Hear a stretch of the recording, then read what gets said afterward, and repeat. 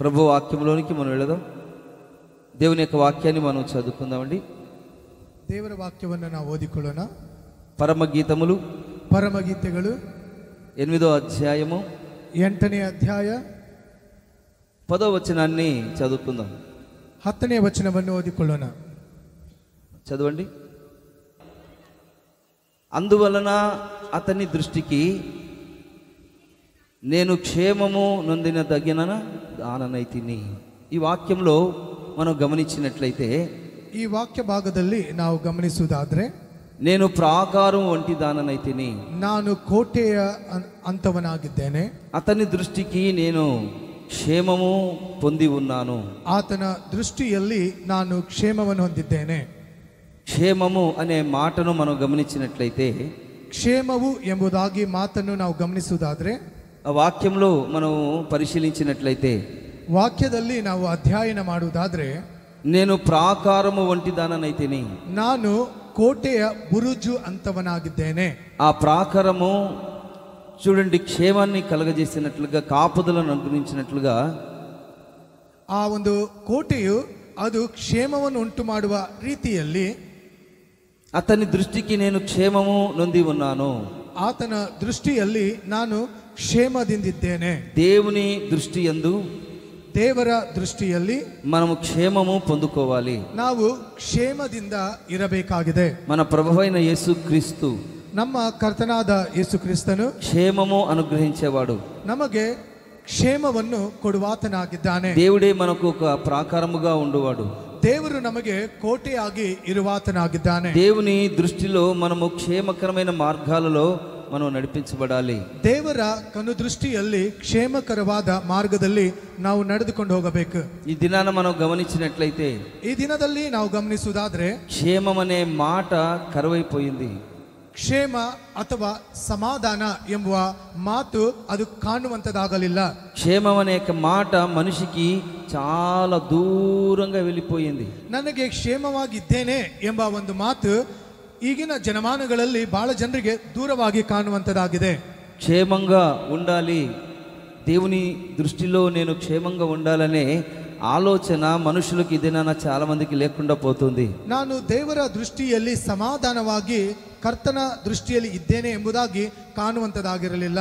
ఈ లోకంలో క్షేమంగా ఉంటే చాలు అని అనుకుంటూ ఉన్నారు. ನನಗೆ ಈ ಲೋಕದ ಕ್ಷೇಮವಿದ್ರೆ ಸಾಕು ಎಂಬುದಾಗಿ ಬಹಳ ಜನ ಅಂದುಕೊಳ್ಳುವರಾಗಿದ್ದಾರೆ. కానీ రాబోతున్న దినాలలో దేవుని యొక్క దృష్టిలో ఆ ఉన్నతమైన దేవుని యొక్క క్షేమాన్ని, దేవుని యొక్క ఆశీర్వాదాన్ని పొందుకోవాలనే ఆలోచన ఇది నన్న చాలా మందికి అలాంటి దృష్టి లేదనమాట.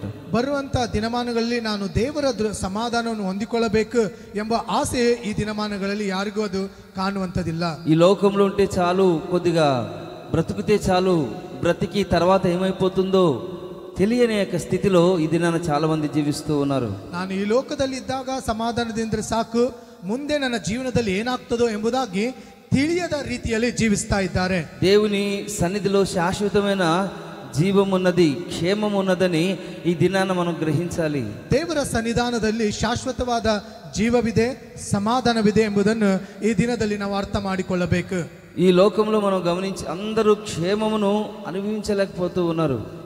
ಎಷ್ಟೋ ಜನರು ನಾವು ಕ್ಷೇಮದಿಂದ ಇರಬೇಕು ಎಂಬ ಅನುಭವದಲ್ಲಿ ಇರಲಿಕ್ಕೆ ಆಗ್ತಾ ಇಲ್ಲ. క్షేమం అంటేనే కూడా తెలియదన్నమాట. ಕ್ಷೇಮ ಅಂದ್ರೆ ಏನು ಎಂಬುದಾಗಿ ಅದರ ಅರ್ಥವೂ ಕೂಡ ಗೊತ್ತಾಗಲಿಲ್ಲ. కాబట్టి ఈ దినాన ఈ క్షేమం అనే ఈ సమాచారాన్ని, ఈ వర్తమానాన్ని మనం ఆలోచించాలి. ಈ ದಿನಮಾನಗಳಲ್ಲಿ ಈ ಕ್ಷೇಮ ಅಂದ್ರೆ ಏನು ಎಂಬುದನ್ನು ಈ ದಿನ ನಾವು ಕಲಿತುಕೊಳ್ಳೋಣ. Praise the Lord, hallelujah. Hallelujah చెప్పాలి, హల్లెలూయా. హల్లెలూయా. చూడండి, రకరకాల పరిస్థితులు మనము ఈ దినాన గమనిస్తూ ఉన్నాం. ಈ ದಿನಮಾನಗಳಲ್ಲಿ ಬಹಳ ವಿಧ ವಿಧವಾದ ಪರಿಸ್ಥಿತಿಗಳು ನಾವು ನೋಡ್ತಾ ಇದ್ದೇವೆ. పరిశుద్ధ లేఖనాలలో మనం గమనించినట్లయితే, ಪವಿತ್ರ ಗ್ರಂಥಗಳಲ್ಲಿ ನಾವು ಗಮನಿಸುವುದಾದ್ರೆ, కొంతమంది దేవుని సన్నిధిలో క్షేమాన్ని, ఆశీర్వాదాన్ని పొందుకున్నారు. ಸ್ವಲ್ಪ ಜನ ದೇವರ ಸನ್ನಿಧಾನದಲ್ಲಿ ಕ್ಷೇಮವು ಆಶೀರ್ವಾದವನ್ನು ಹೊಂದಿಕೊಳ್ಳುತ್ತಾ ಇದ್ದಾರೆ. పరిశుద్ధ లేఖనాల్లో కీర్తనల గ్రంథంలో మనం గమనించినట్లయితే, ನಾವು ಕೀರ್ತನೆ ಗ್ರಂಥದಲ್ಲಿ ಗಮನಿಸುವುದಾದ್ರೆ 72వ అధ్యాయము 82ನೇ ಅಧ್ಯಾಯವು 7-8 వచనాల్లో మనం గమనించినట్లయితే, 7-8ನೇ ವಚನಗಳನ್ನು ನಾವು ಗಮನಿಸುವುದಾದ್ರೆ, అతని దినములలో ಆತನ ದಿನಗಳಲ್ಲಿ నీతిమంతులు వర్ధిల్లుదురు. ನೀತಿವಂತರು ವರ್ಧಿರುವರು. చంద్రుడు లేకపోవు వరకు ಚಂದ್ರನು ಇಲ್ಲದ ಹಾಗೆ క్షేమాభివృద్ధి కలుగును. ಕ್ಷೇಮ ಅಭಿವೃದ್ಧಿಯನ್ನು ಹೊಂದುವರು. ఈ వాక్యంలో మనం గమనించినట్లయితే ಈ ವಾಕ್ಯದಲ್ಲಿ ನಾವು ಗಮನಿಸುವುದಾದ್ರೆ సూర్యుడు ఉన్నంత కాలము చంద్రుడు ఉన్నంత కాలము ಸೂರ್ಯನು ಇರುವಂತ ಕಾಲವು ಚಂದ್ರನು ಇರುವಂತ ಕಾಲದಲ್ಲಿ జనులు యందు భయభక్తులు కలిగి ఉందురు. ಜನರು ನಿನ್ನ ವಿಷಯದಲ್ಲಿ ಭಯಭಕ್ತಿ ಉಳ್ಳವರಾಗಿರುತ್ತಾರೆ. ఈ వాక్యంలో మనం గమనించినట్లయితే ಈ ವಾಕ್ಯದಲ್ಲಿ ನಾವು ಗಮನಿಸುವುದಾದ್ರೆ ఎవరైతే భయభక్తులు కలిగి ఉంటారో ಯಾರು ಭಯ ಭಕ್ತಿಯಲ್ಲಿ ಇರುವವರಾಗಿರುತ್ತಾರೋ వాళ్ళ జీవితంలో ఏం జరుగుతుందంటే ಅವರ ಜೀವನದಲ್ಲಿ ಏನ್ ನಡೀತದಂದ್ರೆ అతని దినములలో నీతిమంతులు వర్ధిల్లుదురు. ಆತನ ದಿನದಲ್ಲಿ ನೀತಿವಂತರು ಅವರು ಬೆಳೆಯುವವರಾಗಿರುತ್ತಾರೆ. చంద్రుడు లేకపోవరకు క్షేమాభివృద్ధి కలుగును. ಚಂದ್ರನ್ ಇಲ್ಲದವರೆಗೂ ಅವರಿಗೆ ಕ್ಷೇಮಾಭಿವೃದ್ಧಿ ಉಂಟಾಗುತ್ತದೆ. Praise the Lord, hallelujah. Praise the Lord, అంటే hallelujah. సూర్యుడు చంద్రుడు ఉన్నంత వరకు మీరు క్షేమంగా ఉంటారు. ಚಂದ್ರನು ಸೂರ್ಯನು ಇರುವಷ್ಟುವರೆಗೂ ನೀವು ಕ್ಷೇಮದಿಂದಿರುತ್ತೀರಿ. దేవుని యొక్క సన్నిధిలో భయభక్తులు మనం కలిగి ఉన్నప్పుడు ದೇವರ ಸನ್ನಿಧಾನದಲ್ಲಿ ಭಯಭಕ್ತಿಯಲ್ಲಿ ನಾವು ಇರುವುದಾದ್ರೆ ఈ సూర్యుడు చంద్రుడు ఉన్నంత మాత్రమే కాకుండా ಈ ಸೂರ್ಯನು ಚಂದ್ರನು ಇರುವಷ್ಟು ಮಾತ್ರವಲ್ಲ, ఆయన క్షేమము ఆయన దృష్టిలో మనల్ని శాశ్వతమైన క్షేమాన్ని అనుగ్రహించాలని ఆయన కోరుకుంటూ ఉన్నారు. ಆತನ ದೃಷ್ಟಿಯಲ್ಲಿ ಶಾಶ್ವತವಾದ ಕ್ಷೇಮವನ್ನು ಕೊಡಬೇಕೆಂಬುದಾಗಿ ಕರ್ತನು ಇಲ್ಲಿ ಬಯಸುವನಾಗಿದ್ದಾನೆ. కొంతమంది జీవితాల్లో మనం గమనించినట్లయితే ಸ್ವಲ್ಪ ಜನರ ಜೀವನದಲ್ಲಿ ನಾವು ಗಮನಿಸುವುದಾದ್ರೆ కొందరేమో సంపూర్ణ సౌఖ్యము కలిగి నెమ్మదిగా చనిపోతూ ఉన్నారు. ಸ್ವಲ್ಪ ಜನ ಸೌಖ್ಯದಿಂದಿದ್ದು ಅವರು ಸಂಪೂರ್ಣವಾದ ಮರಣದಲ್ಲಿ ಅವರು ಹೋಗ್ತಾ ಇದ್ದಾರೆ. నిండు ఆశతో మృతి చెందుతూ ఉన్నారు. ಅವರು ಸಂಪೂರ್ಣವಾದ ಆಶಯದಿಂದ ಅವರು ಮರಣಕ್ಕೆ ಒಳಪಡ್ತಾ ಇದ್ದಾರೆ. మరి కొందరిని మనం గమనించినట్లయితే ಇನ್ನು ಸ್ವಲ್ಪ ಜನ ನಾವು ಗಮನಿಸುವುದಾದ್ರೆ ఆ క్షేమము అనే పదాన్ని కూడా ఆలోచించకుండా ధ్యానించకుండా ఈ లోక సంబంధమైన క్షేమాన్ని గురించి ఆలోచించరు, పర సంబంధమైన క్షేమాన్ని కూడా ఆలోచించారు అన్నమాట. ಇನ್ನು ಸ್ವಲ್ಪ ಜನ ವಿಷಯದಲ್ಲಿ ನಾವು ಗಮನಿಸುವುದಾದ್ರೆ ಕ್ಷೇಮ ಅಂದ್ರೆ ಏನೆಂಬುದಾಗಿ ಲೋಕದ ವಿಷಯದಲ್ಲಾಗ್ಲಿ ಪರ ಸಂಬಂಧವಾದ ವಿಷಯದಲ್ಲಾಗ್ಲಿ ಕೂಡ ಅದನ್ನು ಗಮನಿಸದೆ ಜೀವನ ಮಾಡ್ತಾ ಇರುತ್ತಾರೆ. మనో దుఃఖము గలవారై చాలా మంది మృతి చెందుతూ ఉన్నారు. ಅವರ ಹೃದಯದಲ್ಲಿ ಒಂದು ವ್ಯತ್ಯಾಸವಾದ ದುಃಖದಿಂದ ಅವರು ಮರಣಕ್ಕೆ ಒಳಪಡ್ತಾ ಇದ್ದಾರೆ. మారు మనసు పొందకుండానే క్షేమం పొందకుండానే చనిపోతూ ఉన్నారు. ಅವರು ಬದಲಾವಣೆ ಮನಸ್ಸು ಹೊಂದಲಾರದೆ ಅಥವಾ ಕ್ಷೇಮವನ್ನು ಹೊಂದಲಾರದೆ ಅವರು ಮರಣಕ್ಕೆ ಒಳಪಡ್ತಾ ಇದ್ದಾರೆ. చూడండి, దుఃఖముతోనే మరణిస్తూ ఉన్నారు. ಅವರಲ್ಲಿ ಒಂದು ಬಲಹೀನವಾದ ದುಃಖದಲ್ಲಿಯೇ ಅವರು ಮರಣ ಹೊಂದುತ್ತಾ ಇದ್ದಾರೆ. దేవుడిచ్చే యొక్క క్షేమాన్ని అనుభవించకుండానే ఈ దినాన కాలాన్ని ముగిస్తూ ఉన్నారు. ದೇವರು ಕೊಡುವಂತ ಒಂದು ಕ್ಷೇಮವನ್ನು ಅವರು ಸ್ವೀಕಾರ ಮಾಡದೆ ಕೊನೆಯಾಗಿ ಅವರು ಉಸಿರನ್ನು ಬಿಡುತ್ತಾ ಇದ್ದಾರೆ. కొంతమంది భక్తిహీనంగా వాళ్ళు క్షేమంగా ఉన్నారని అనుకుంటూ ఉన్నారు. ಭಕ್ತಿಹೀನರು ಸ್ವಲ್ಪ ಜನ ನಾವು ಕ್ಷೇಮದಿಂದಿದ್ದೇವೆ ಎಂಬುದಾಗಿ ಸ್ವ ಆಲೋಚನೆಯಿಂದ ಜೀವನ ಮಾಡ್ತಾ ಇದ್ದಾರೆ. భక్తిహీనుల యొక్క క్షేమము ఎలాంటిదంటే ಭಕ್ತಿಹೀನರ ಒಂದು ಕ್ಷೇಮವು ಯಾವ ರೀತಿಯಾಗಿದೆ అది ಅಂದ್ರೆ కొంతకాలమే ఉంటుంది. ಅದು ಸ್ವಲ್ಪ ದಿನ ಮಾತ್ರ ಇರುವಂತದಾಗಿದೆ. వాళ్ళకి నెమ్మది ఉండదు, ಅವರಿಗೆ ಸಮಾಧಾನವಿರುವುದಿಲ್ಲ, కొందరికి క్షేమం ఉండదు, ಅವರಿಗೆ ಕ್ಷೇಮ ಇರುವುದಿಲ್ಲ. మరి కొందరికి క్షేమము ఉంటుంది కానీ అది కొంతకాలమే. ಇನ್ನು ಸ್ವಲ್ಪ ಜನರಿಗೆ ಕ್ಷೇಮವಿರುತ್ತದೆ, ಅದು ಸ್ವಲ್ಪ ದಿನ ಮಟ್ಟಿಗೆ ಮಾತ್ರ ಇರುತ್ತದೆ. అది చూచిన ఆ యొక్క ఒక ఆయన ఏం చేస్తున్నాడంటే, ಅದನ್ನು ನೋಡಿದ ಒಬ್ಬ ವ್ಯಕ್ತಿ ಏನ್ ಮಾಡ್ತಾ ಇದ್ದಾನಂದ್ರೆ, చూడండి భక్తిహీనుల క్షేమాన్ని చూసి మత్సరపడుతూ ఉన్నాడు. ಆಸಾನನು ಭಕ್ತಿಹೀನರ ಒಂದು ಜೀವನವನ್ನು ನೋಡಿ ಅವನು ದುಃಖ ಒಳಪಡ್ತಾ ಇದ್ದಾನೆ. ఇతనేమనుకుంటున్నాడంటే, ಈತನು ಏನು ಎಂಬುದಾಗಿ ತಿಳಿದುಕೊಳ್ತಾ ಇದ್ದಾನಂದ್ರೆ, ఇతను హృదయంలో శుద్ధి చేసుకున్నట ఇది వ్యర్థమైన పని అని అనుకుంటున్నాడు. ಈತನ ಹೃದಯದಲ್ಲಿ ಶುದ್ಧಿ ಮಾಡಿಕೊಳ್ಳುತ್ತಾ ಇದು ವ್ಯರ್ಥವಾದ ಕಾರ್ಯವಾಗಿದೆ. నా చేతులు కడుక్కొని నిర్మలంగా భక్తిగా జీవించడం వ్యర్థం అనుకుంటున్నాడు. ನನ್ನ ಜೀವನದ ಒಂದು ನಿರ್ಮಲವಾಗಿ ಭಕ್ತಿಹೀನವಾಗಿ ನಡೆಯುವುದು ಉನ್ನತವಾದದ್ದು ಎಂಬುದಾಗಿ ನೆನೆಸುತ್ತಾ ಇದ್ದಾನೆ. ఎప్పుడు నాకు బాధలే కలుగుతున్నవి, ಯಾವಾಗ ನೋಡಿದ್ರು ನನಗೆ ದುಃಖವೇ ಸಂಭವಿಸ್ತಾ ಇದೆ, ఎప్పుడు శ్రమలే కలుగుతూ ఉన్నవి, ಯಾವಾಗ ನೋಡಿದ್ರು ನನಗೆ ಶ್ರಮೆಗಳು ಉಂಟಾಗ್ತಾ ಇದೆ, ఎప్పుడు చూసినా అనారోగ్యం కలుగుతూ ఉన్నది, ಯಾವಾಗ ನೋಡಿದ್ರು ಕೂಡ ನನಗೆ ಅನಾರೋಗ್ಯ ಬರ್ತಾ ಇದೆ, ఎప్పుడు చూసినా ఆర్థిక ఇబ్బందులే వస్తున్నవి, ನನಗೆ ಯಾವಾಗ ನೋಡಿದ್ರು ಆರ್ಥಿಕವಾದ ಸಮಸ್ಯೆಗಳು ಬರ್ತಾ ಇವೆ, నేను ఇరుకులో ఉన్నాను, ನಾನು ಇಕ್ಕಟ್ಟಿನಲ್ಲಿ ಇದ್ದೇನೆ. కానీ ఇరుకులో నుండి విశాలత కలుగుతుందని అతనికి తెలియడం లేదు. ನನಗೆ ಇಕ್ಕಟ್ಟಾದದಿಂದ ದೇವರು ನನಗೆ ವಿಶಾಲವಾದ ಪ್ರಾಂತ್ಯಗಳಲ್ಲಿ ಆತನು ಬರಮಾಡುತ್ತಾನೆ ಎಂಬುದಾಗಿ ಆತನು ಬಯಸ್ತಾ ಇಲ್ಲ. కానీ దేవుని యొక్క వాక్యం ఏం చెప్తుందంటే, ಆದ್ರೆ ದೇವರ ವಾಕ್ಯ ಏನ್ ಮಾತನಾಡ್ತಾ ಇದೆ ಅಂದ್ರೆ, చూడండి, అతను దేవుని యొక్క సన్నిధిలో వెళ్ళి ఒక్క క్షణం ఆలోచించాడు. ಅವನು ದೇವರ ಸನ್ನಿಧಾನದಲ್ಲಿ ಹೋಗಿ ಕರ್ತನೆ ಎಂಬುದಾಗಿ ಒಂದು ಸತ ವಿಜ್ಞಾಪನೆ ಮಾಡಿದನು. దీనిని తెలుసుకునే వలనే ఆలోచించినప్పుడు, ಇದನ್ನು ತಿಳಿದುಕೊಂಡಿದ್ದೇನೆ ಎಂಬುದಾಗಿ ಆಲೋಚನೆ ಮಾಡಿದಾಗ, నేను దేవుని యొక్క పరిశుద్ధ స్థలానికి వెళ్ళాను. ನಾನು ದೇವರ ಪವಿತ್ರವಾದ ಸ್ಥಳಕ್ಕೆ ಹೋದೆನು. ఈ లోక సంబంధమైన భక్తిహీనుల గురించి, దీని అంతము గురించి నేను ఆలోచించాను. ಈ ಲೋಕ ಸಂಬಂಧವಾದ ಭಕ್ತಿಹೀನರ ವಿಷಯದಲ್ಲಿ ನಾನು ಆಲೋಚನೆ ಮಾಡಿದೆನು. ఆ ఆలోచించిన వెంటనే ಅದನ್ನು ನಾನು ವಿಚಾರ ಮಾಡಿದ ತಕ್ಷಣ నా హృదయంలో ఆ సంగతి ఆలోచించిన వెంటనే ఆయాసం నాకు కలిగింది. ನನ್ನ ಹೃದಯದಲ್ಲಿ ಆ ಒಂದು ವಿಷಯವನ್ನು ನಾನು ತಿಳಿದ ತಕ್ಷಣ ನನ್ನ ಹೃದಯಕ್ಕೆ ಆಯಾಸ ಉಂಟಾಯಿತು. వాళ్ళు ఎలా జీవిస్తున్నారంటే, ಅವರು ಯಾವ ರೀತಿಯಾಗಿ ಜೀವನ ಮಾಡ್ತಾ ಇದ್ದಾರಂದ್ರೆ, కాలు జారే ఆ యొక్క స్థలంలో ఉన్నారని అతనికి దేవుడు ఒక దర్శనం ఇచ్చాడు. ಅವರು ಕಾಲು ಜಾರುವ ಆ ಒಂದು ಸ್ಥಳದಲ್ಲಿ ಇದ್ದಾರೆ ಎಂಬುದಾಗಿ ಕರ್ತನು ಈತನಿಗೆ ಆ ದರ್ಶನವನ್ನು ಕೊಟ್ಟನು. భక్తిహీనుల యొక్క క్షేమము క్షణమైనది. ಭಕ್ತಿಹೀನರ ಒಂದು ಜೀವನವು ಅದು ಕ್ಷಣ ಮಾತ್ರವಾದದ್ದು. భక్తిహీనులకి క్షేమము క్షణమైనది. ಭಕ್ತಿಹೀನರ ಕ್ಷೇಮವು ಅದು ಕ್ಷಣ ಮಾತ್ರವಾದದ್ದು. అది భయంకరమైన కట్ల లాంటిది. ಅದು ಭయంಕರವಾದ ಕಟ್ಟಡಕ್ಕೆ ಒಳಪಡುವಂತದ್ದು అని తెలుసుకున్న వెంటనే ಎಂಬುದಾಗಿ ತಿಳಿದ ತಕ್ಷಣ దేవుని యొక్క సన్నిధిలో ఇతనికి ఏమర్థమైందంటే, ಈತನು ದೇವರ ಸನ್ನಿಧಾನದಲ್ಲಿ ಏನು ಅರ್ಥ ಮಾಡಿಕೊಂಡನಂದ್ರೆ, నీ ఆలోచన చేత నన్ను నడిపించేదవు, ನಿನ್ನ ಆಲೋಚನೆ ಮೂಲಕವಾಗಿ ನನ್ನನ್ನು ನಡೆಸುವಿ, తర్వాత నువ్వు నన్ను మహిమలో క్షేమముగా నడిపించుదువు. ಒಂದು ದಿನ ನೀನು ನನ್ನನ್ನು ಮಹಿಮೆಯಲ್ಲಿ ಕ್ಷೇಮವಾಗಿ ನಡೆಸುವಿ. హల్లెలూయా, హల్లెలూయా, చెప్పాలి హల్లెలూయా, హల్లెలూయా, హల్లెలూయా. హల్లెలూయా. కాబట్టి యోబుకు రాసిన గ్రంథంలో మనం గమనించినట్లయితే, ಯೋಬನಿಗೆ ಬರೆದ ಗ್ರಂಥದಲ್ಲಿ ನಾವು ಗಮನಿಸುವುದಾದ್ರೆ, కొందరు సంపూర్ణ సౌఖ్యము కలిగి నెమ్మదిగా బ్రతుకుతారంట. ಕೆಲವು ಜನರು ಸಂಪೂರ್ಣವಾದ ನೆಮ್ಮದಿಯಿಂದ ಅವರು ಜೀವನ ಮಾಡುತ್ತಾರೆ. కొందరేమో దాని క్షేమాన్ని ఎరుగకనే కొంతమంది మృతి చెందుతూ ఉన్నారని దేవుని యొక్క వాక్యం సెలవిస్తూ ఉంది. ಇನ್ನು ಕೆಲವು ಜನರು ಕ್ಷೇಮವನ್ನು ಅರ್ಥ ಮಾಡಿಕೊಳ್ಳದೆ ಮರಣಕ್ಕೆ ಒಳಪಡ್ತಾ ಇದ್ದಾರೆ ಎಂಬುದಾಗಿ ದೇವರ ವಾಕ್ಯ ಮಾತನಾಡ್ತಾ ಇದೆ. దేవుని యొక్క వాక్యం ఏం చెప్తుందంటే, ಇಲ್ಲಿ ದೇವರ ವಾಕ್ಯ ಏನ್ ಮಾತನಾಡ್ತಾ ಇದೆ? కృపా క్షేమముల చేత నేను నిన్ను నడిపించేదను. ಕೃಪಾ ಕ್ಷೇಮಗಳ ಮೂಲಕವಾಗಿ ನಾನು ನಿನ್ನನ್ನು ನಡೆಸುವನಾಗಿದ್ದೇನೆ. చెప్పాలి హల్లెలూయా, హల్లెలూయా, చెప్పాలి హల్లెలూయా. చూడండి, తాత్కాలికమైన క్షేమము మనం అనుభవించకూడదు. ತಾತ್ಕಾಲಿಕವಾದ ಕ್ಷೇಮವನ್ನು ನಾವು ಅನುಭವಿಸಬಾರದು. ఈ దినాన మనం నామకార్థంగా దేవుని సన్నిధానానికి రాకుండానట్లుగా ప్రభు సన్నిధిలో తీర్మానం చేసుకోవాలి. ಏನು ಹೆಸರಾರ್ಥಕವಾಗಿ ನಾನು ದೇವರ ಆಲೆಗೆ ಹೋಗಬೇಕು ಎಂಬುದಾಗಿ ನೀವು ನೆನೆಸದೆ ಒಂದು ವಿಧವಾಗಿ ನೀವು ತೀರ್ಮಾನ ಮಾಡಿಕೊಳ್ಳಬೇಕಾಗಿದೆ. కృపా క్షేమముల చేత నేను నడిపిస్తాననే వాక్యాన్ని మనం చేత పట్టుకొని, ಕೃಪಾ ಕ್ಷೇಮಗಳಿಂದ ನಾನು ನಿನ್ನನ್ನು ನಡೆಸುತ್ತೇನೆ ಎಂಬುದಾಗಿ ವಾಗ್ದಾನವನ್ನು ನಾವು ಹಿಡಿದುಕೊಂಡು దేవుని యొక్క సన్నిధిలో ప్రార్థన చేసుకున్నట్లయితే, ದೇವರ ಸನ್ನಿಧಾನದಲ್ಲಿ ನಾವು ಪ್ರಾರ್ಥನೆ ಮಾಡಿಕೊಳ್ಳುವುದಾದರೆ, తప్పకుండా ఆయన దృష్టిలో దేవుడు నీ జీవితంలో గొప్ప కార్యములు చేయునుగాక. ಖಚಿತವಾಗಿ ಕರ್ತನ ದೃಷ್ಟಿಯಲ್ಲಿ ನಿನ್ನನ್ನು ಉನ್ನತವಾದ ಕಾರ್ಯಗಳು ನಡೆಸುವವನಾಗಿದ್ದಾನೆ. ఆయన దృష్టికి నువ్వు క్షేమము నొందిన దానిగా మార్చబడునుగాక. ಆತನ ದೃಷ್ಟಿಯಲ್ಲಿ ನೀನು ಕ್ಷೇಮವನ್ನು ಹೊಂದಿದಂತ ಒಳಗಿರಬೇಕೆಂಬುದಾಗಿ ಕರ್ತನು ಕಾರ್ಯ ಮಾಡಲಿ.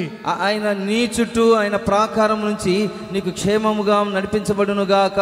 ನಿನ್ನ ಸುತ್ತಲೂ ಒಂದು ಪ್ರಾಕಾರದ ಗೋಡೆಯನ್ನು ಕಟ್ಟಿ ಆತನು ನಿನಗೆ ಕ್ಷೇಮವನ್ನುಂಟು ಮಾಡಲಿ. దేవుని యొక్క సన్నిధిలో మనం సీరియస్ గా మనం ఆలోచించాలి. ದೇವರ ಸನ್ನಿಧಾನದಲ್ಲಿ ಒಂದು ಸೀರಿಯಸ್ ನಿಂದ ನಾವು ಆಲೋಚನೆ ಮಾಡಿಕೊಳ್ಳಬೇಕು. దేవుని దృష్టిలో నేను క్షేమంగా ఉన్నానా లేదా అని ప్రభు యొక్క సన్నిధిలో మనం చెక్ చేసుకోవాలి. ನಾವು ಕರ್ತನ ಸನ್ನಿಧಾನದಲ್ಲಿ ಬಂದು, ಕರ್ತನೆ ನಿನ್ನ ಸನ್ನಿಧಾನದಲ್ಲಿ ನಾನು ಕ್ಷೇಮವಾಗಿದ್ದೇನೆ ಎಂಬುದಾಗಿ ಸ್ವಪರೀಕ್ಷೆ ಮಾಡಿಕೊಳ್ಳಬೇಕಾಗಿದೆ. ఈ వారమంతా ఈ వాక్యాన్ని మనం ధ్యానించాలి. ಈ ವಾರವೆಲ್ಲ ದೇವರ ಈ ವಾಕ್ಯವನ್ನು ನಾವು ಧ್ಯಾನ ಮಾಡ್ತಾ ఈ ಇರಬೇಕಾಗಿದೆ. క్షేమాన్ని గురించి ఆలోచించినప్పుడు ನಿನ್ನ ಕ್ಷೇಮನ ವಿಷಯದಲ್ಲಿ ನೀನು ಆಲೋಚನೆ ಮಾಡಿದಾಗ మన పరిస్థితి మనకు అర్థమవుతుంది. ನಾನು ಯಾವ ಒಂದು ಪರಿಸ್ಥಿತಿಯಲ್ಲಿ ಇದ್ದೇನೆ ಎಂಬುದನ್ನು ನಾವು ಆಲೋಚನೆ ಮಾಡಿಕೊಳ್ಳಬಹುದು. అప్పుడు దేవుని సన్నిధిలో మనం ప్రార్థన చేయగలుగుతాము. ಅವಾಗ ದೇವರ ಸನ್ನಿಧಾನದಲ್ಲಿ ನಾವು ಮೊಣಕಾಲು ಊರಿದವರಾಗಿ ಪ್ರಾರ್ಥನೆ ಮಾಡ್ಲಿಕ್ಕಾಗುತ್ತದೆ. ఈ క్షణమైన ఈ క్షేమం నాకొద్దు ప్రభువా.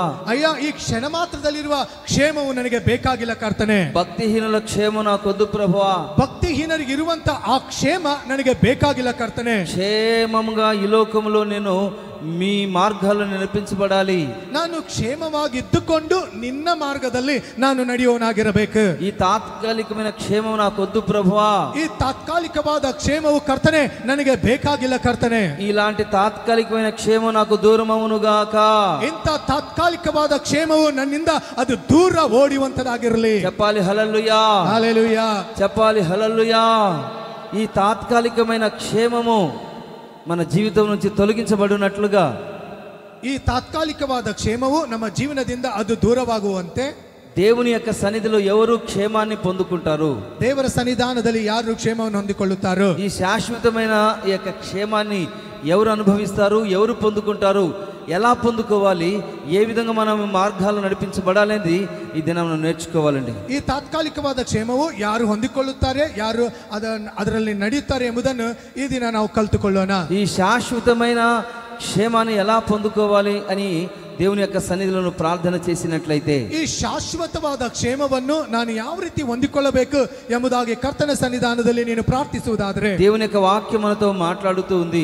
ದೇವರ ವಾಕ್ಯ ನಮ್ಮೊಟ್ಟಿಗೆ ಈ ರೀತಿಯಾಗಿ ಮಾತನಾಡ್ತಾ ಇದೆ. దేవుని యొక్క వాక్యం మనకు హెచ్చరిక చేస్తూ ఉంది. ದೇವರ ವಾಕ್ಯ ನಮ್ಮನ್ನು ಎಚ್ಚರಪಡಿಸ್ತಾ ಇದೆ. దేవుని యొక్క వాక్యం మనకు బుద్ధి చెప్తూ ఉంది. ದೇವರ ವಾಕ್ಯ ನಮಗೆ ಬುದ್ಧಿಯಿಂದ ತಿದ್ದುಪಾಠದಲ್ಲಿ ನಡೆಸುವಂತದಾಗಿದೆ. కాబట్టి ఈ వాక్యాన్ని బట్టి మనం ప్రార్థన చేసుకున్నట్లయితే, ಈ ವಾಕ್ಯದ ಮೂಲಕವಾಗಿ ನಾವು ಪ್ರಾರ್ಥನೆ ಮಾಡುವುದಾದರೆ, దేవుని యొక్క క్షేమము, దేవుని యొక్క కనుదృష్టి మన మీద ఉంటుంది. ದೇವರ ಒಂದು ಕ್ಷೇಮವು, ದೇವರ ಕನುದೃಷ್ಟಿಯು ನಮ್ಮ ಮೇಲೆ ಇರುವಂತದಾಗಿದೆ. కీర్తన గ్రంథంలో ఒక వాక్యాన్ని మనం చదువుకుందాం. ಕೀರ್ತನೆ ಗ್ರಂಥದಲ್ಲಿ ಒಂದು ವಾಕ್ಯವನ್ನು ಓದಿಕೊಳ್ಳೋಣ. 37వ అధ్యాయము 37ನೇ ಅಧ್ಯಾಯ 11వ వచనాన్ని చదువుకుందామండి. 11ನೇ ವಚನ ಓದಿಕೊಳ್ಳೋಣ. చదవండి. ఆ దీనులు భూమిని స్వతంత్రించుకుందురు, బహుక్షేమము కలిగి సుఖించెదరు. భక్తిహీనులు నీతిమంతుల మీద దురాలోచన చేదురు, వారిని చూచి పండ్లు కొరుకుదురు. ఈ వాక్యంలో మనం గమనించినట్లయితే, ಈ ವಾಕ್ಯ ಭಾಗದಲ್ಲಿ ನಾವು ಗಮನಿಸುವುದಾದರೆ, భక్తిహీనులు చూడండి, క్షేమమును గురించి ఇక్కడ వ్రాయబడింది. ಭಕ್ತಿಹೀನರ ಕ್ಷೇಮದ ವಿಷಯದಲ್ಲಿ ಇಲ್ಲಿ ಬರೆಯಲ್ಪಡ್ತಾ ಇದೆ. దేవుని బిడ్డల క్షేమం గురించి కూడా ఇక్కడ వ్రాయబడింది. ದೇವರ ಮಕ್ಕಳ ಕ್ಷೇಮದ ವಿಷಯದಲ್ಲಿ ಕೂಡ ಇಲ್ಲಿ ಬರೆಯಲ್ಪಡ್ತಾ ಇದೆ. భక్తిహీనులను చూచి చాలా మంది ఏం చేస్తున్నారంటే, ಭಕ್ತಿಹೀನರನ್ನು ನೋಡಿ ಬಹಳ ಜನ ಏನ್ ಮಾಡ್ತಾ ಇದ್ದಾರಂದ್ರೆ, వారిని చూచి నవ్వుతూ ఉన్నారంట. ಅವರನ್ನು ನೋಡಿ ಹಾಸ್ಯಕ್ಕೆ ಒಳಪಡ್ತಾ ಇದ್ದಾರೆ. వారిని చూచి ఆయన నవ్వుకుంటూ ఉన్నారంట. ಅವರನ್ನು ನೋಡಿ ಅವರು ನಗ್ತಾ ಇದ್ದಾರೆ. చూడి వాక్య భాగంలో మనం గమనించినట్లయితే, ಈ ವಾಕ್ಯ ಭಾಗದಲ್ಲಿ ನಾವು ಗಮನಿಸುವುದಾದ್ರೆ, దేవుని యొక్క కనుదృష్టిలో క్షేమంగా ఎవరు ఉంటారంటే, ದೇವರ ಕನುದೃಷ್ಟಿಯಲ್ಲಿ ಯಾರು ಕ್ಷೇಮದಿಂದಿರುತ್ತಾರಂದ್ರೆ, ఈ 37వ అధ్యాయం 11వ వచనంలో రాయబడిన రీతిగా 37:11ನೇ ವಚನದಲ್ಲಿ ಓದುವ ಪ್ರಕಾರವಾಗಿ, దీనులు భూమిని స్వతంత్రించుకుంటారు, ದೀನರು ಭೂಮಿಯನ್ನು ಸ್ವತಂತ್ರ ಮಾಡಿಕೊಳ್ಳುತ್ತಾರೆ, బహుక్షేమము కలిగి వాళ్ళు సుఖించెదరు. ಅವರು ಬಹುಕ್ಷೇಮದಿಂದ ಅವರು ಇರುತ್ತಾರೆ. చెప్పాలి హల్లెలూయా, హల్లెలూయా, చెప్పాలి హల్లెలూయా. క్షేమము కాదండి, బహుక్షేమము కలిగి వాళ్ళు సుఖిస్తారంట. ನೋಡ್ರಿ, ಕ್ಷೇಮದಿಂದ ಅಲ್ರಿ, ಮಹಾ ಸೌಖ್ಯದಿಂದ ಆನಂದಿಸುವರು. చూడండి, క్షేమము మాత్రమే కాకుండా ಕ್ಷೇಮ ಮಾತ್ರವಲ್ಲ, సుఖము కూడా కలుగుతుంది. ಅವರಿಗೆ ಸುಖವು ಕೂಡ ಸಿಗುವಂತದಾಗಿದೆ. ఈ సుఖము ఈ యొక్క క్షేమము ఎలా కలుగుతుంది? ಸುಖ ಕ್ಷೇಮ ಯಾವ ರೀತಿಯಾಗಿ ಉಂಟಾಗುತ್ತದೆ? పరిశుద్ధ లేఖనాలలో మనం గమనించినట్లయితే, ಪವಿತ್ರ ಲೇಖನಗಳಲ್ಲಿ ನಾವು ಗಮನಿಸುವುದಾದ್ರೆ, కీర్తనల గ్రంథంలో ಕೀರ್ತನೆ ಗ್ರಂಥವು 122వ కీర్తనలు 122ನೇ ಕೀರ್ತನೆಯು, ఆ వాక్యాన్ని మనం చదువుకుందామండి. ಆ ವಾಕ್ಯ ಭಾಗವನ್ನು ನಾವು ಓದಿಕೊಳ್ಳೋಣ. 122వ కీర్తనలు 122ನೇ ಕೀರ್ತನೆಯು 6-7 వచనాలలో మనం గమనించినట్లయితే, 6 ಮತ್ತು 7ನೇ ವಚನವನ್ನು ನಾವು ಗಮನಿಸುವುದಾದ್ರೆ, యెరూషలేము యొక్క క్షేమం కొరకు ప్రార్థన చెయ్యుడి. యెరూషలేమా, నిన్ను ప్రేమించువారు వర్ధిల్లుదురు. నీ ప్రాకారములలో నెమ్మది కలుగును, నీ నగరులలో క్షేమముంటుంది.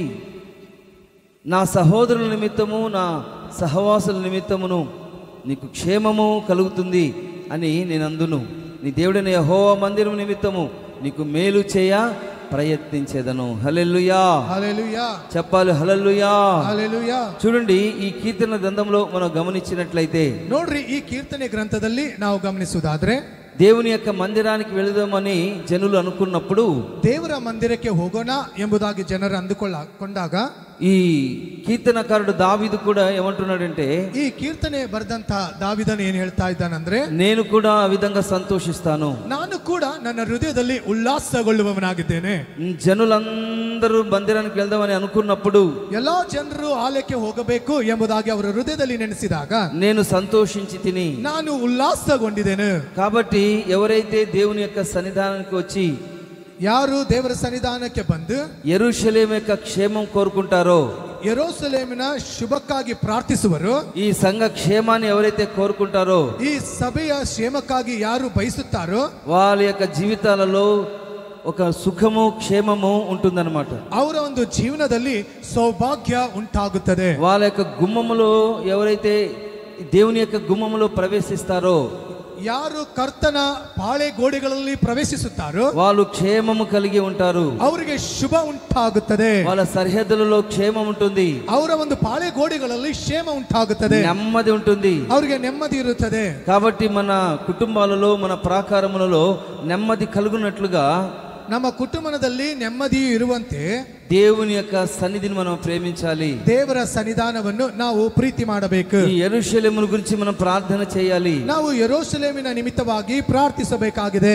ఈ దేవుని యెరూషలేము అంటే దేవుని యొక్క మందిరము. ಯೆರೂಸಲೇಮ್ ಎಂಬುದಾಗಿ ಹೇಳುವುದಾದ್ರೆ ದೇವರ ಮಂದಿರವು. ఈ దేవుని యొక్క మందిరం గురించి ఎంతగా నువ్వు ప్రార్థన చేస్తావో, ಈ ದೇವರ ಮಂದಿರ ವಿಷಯದಲ್ಲಿ ಹೆಚ್ಚಾಗಿ ನೀನು ಪ್ರಾರ್ಥನೆ ಮಾಡುತ್ತೀಯೋ, ఎప్పుడైతే మనం ప్రేమిస్తామో, ಯಾವಾಗ ನಿನ್ನಲ್ಲಿ ಆ ಪ್ರೀತಿ ಉಂಟಾಗುತ್ತದೆಯೋ, దేవుని యొక్క మందిరము బాగుండాలి, ದೇವರ ಆಲಯ ಅದು ಉನ್ನತವಾಗಿರಬೇಕೆಂಬುದಾಗಿ ಬಯಸುತ್ತೀಯೋ, ఈ దేవుని మందిరంలో ఏది కొదవగా ఉండకూడదు, ಈ ದೇವರ ಮಂದಿರದಲ್ಲಿ ಯಾವುದು ಕಡಿಮೆ ಆಗಬಾರದು ಎಂಬುದಾಗಿ ನೀನು ಬಯಸುತ್ತೀಯೋ, ఏ కొదువ ఉండకూడదు, ಯಾವ ಒಂದು ಕಡಿಮೆಯೂ ಕೂಡ ಅಲ್ಲಿ ಆಗಿರಬಾರದು, ఏ వస్తువు కొదువుగా ఉండకూడదు, ಯಾವ ವಸ್ತು ಕೂಡ ಅಲ್ಲಿ ಕಡಿಮೆ ಆಗಿರಬಾರದು. సేవకుల క్షేమాన్ని చూడాలి, ಸೇವಕರ ಕ್ಷೇಮಗಳನ್ನು ನೋಡಬೇಕು, ఈ మందిర క్షేమాన్ని చూడాలి ಈ ಮಂದಿರ ಕ್ಷೇಮಗಳನ್ನು ನೋಡಬೇಕು అని ఎవరైతే అనుకుంటారో, ಯಾರು ಅನ್ನುಕೊಳ್ಳುತ್ತಾರೋ వాళ్ళకి బహుక్షేమము కలిగి సుఖముగా నిద్రపోయి పరలోక రాజ్యంలో వాళ్ళ కళ్ళు తెరవబడతాయి. ಅವರು ಸುಖವಾಗಿ ನಿದ್ರೆ ಮಾಡಿ ಪರಲೋಕ ರಾಜ್ಯದಲ್ಲಿ ಅವರ ಕಣ್ಣುಗಳು ತೆರೆಯಲ್ಪಡುತ್ತವೆ. ఎవరైతే పట్టించుకోరో, ಯಾರು ಆ ವಿಷಯದಲ್ಲಿ ಹಿಡಿದುಕೊಳ್ಳುವುದಿಲ್ಲವೋ, ఎవరైతే బాధ్యత లేకుండా జీవిస్తారో, ಯಾರು ಜವಾಬ್ದಾರಿ ಇಲ್ಲದೆ ಜೀವಿಸುತ್ತಾರೋ దేవుడు వాళ్ళని వదిలిపెడతాడు. ದೇವರು ಅವರನ್ನು ಬಿಟ್ಟು ಬಿಡುತ್ತಾನೆ. దేవుని యొక్క కనుదృష్టి వాళ్ళ మీద ఉండదు. ದೇವರ ಕನುದೃಷ್ಟಿ ಅವರ ಮೇಲೆ ಇರುವುದಿಲ್ಲ. అందరినీ ఆయన ప్రేమించినట్లుగా వాళ్ళను కూడా ప్రేమిస్తాడు. ಎಲ್ಲರನ್ನು ಪ್ರೀತಿ ಮಾಡಿದ ರೀತಿಯಲ್ಲಿ ದೇವರು ಅವರನ್ನು ಕೂಡ ಪ್ರೀತಿ ಮಾಡುತ್ತಾನೆ. కాబట్టి ఈ దినాన్ని మనం గమనించాలి. ಆದ ಕಾರಣ ಈ ದಿನದಲ್ಲಿ ನಾವು ಗಮನಿಸಬೇಕು. దేవుని మందిరాన్ని ఎవరైతే ప్రేమించకుండా ఉంటారో వాళ్ళందరూ సుఖముగా ఈ లోక సంబంధంగా జీవిస్తారంతే. ಯಾರು ಆಲಯವನ್ನು ಪ್ರೀತಿ ಮಾಡುವುದಿಲ್ಲವೋ, ಈ ಲೋಕದ ಎಷ್ಟೋ ಜನ ಯಾವ ರೀತಿ ಜೀವನ ಮಾಡ್ತಾ ಇದ್ದಾರೋ ಅದೇ ರೀತಿಯಲ್ಲಿ ಅವರು ಜೀವಿಸುತ್ತಾರೆ.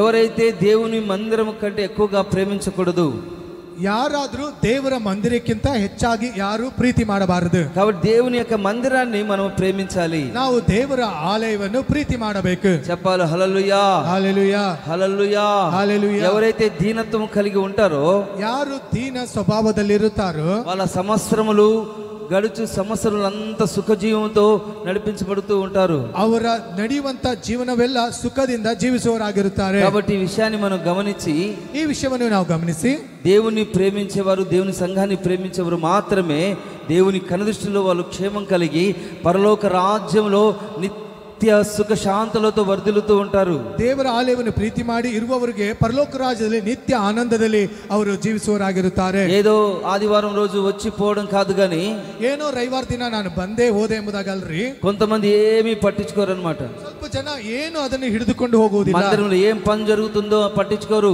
ಆಲಯದಲ್ಲಿ ಏನು ಕೆಲಸ ನಡೀತಾ ಇದೋ ಅದ್ರ ಬಗ್ಗೆ ಅವರು ವಿಚಾರ ಮಾಡುವುದಿಲ್ಲ. భారం భరించరు. ಭಾರವು ಸ್ವೀಕಾರ ಮಾಡುವುದಿಲ್ಲ. హృదయపూర్వకమైన అర్పణలు అర్పించరు. ಹೃದಯಪೂರ್ವಕವಾದ ಅರ್ಪಣೆಗಳು ಅರ್ಪಣೆ ಮಾಡುವುದಿಲ್ಲ. ఏదో వచ్చాము పోయామని వెళ్తూ ఉంటారు. ಏನೋ ನಾವು ಬಂದಿದ್ದೇವೆ ಹೋಗಿದ್ದೇವೆ ಎಂಬುದಾಗಿ ಆ ರೀತಿಯಾಗಿ ಇರುತ್ತಾರೆ. వాళ్ళు ఎలాంటి వారంటే ಅವ್ರು ಯಾವ ರೀತಿ ಇರುತ್ತಾರೆ ಅಂದ್ರೆ భక్తిహీనులు.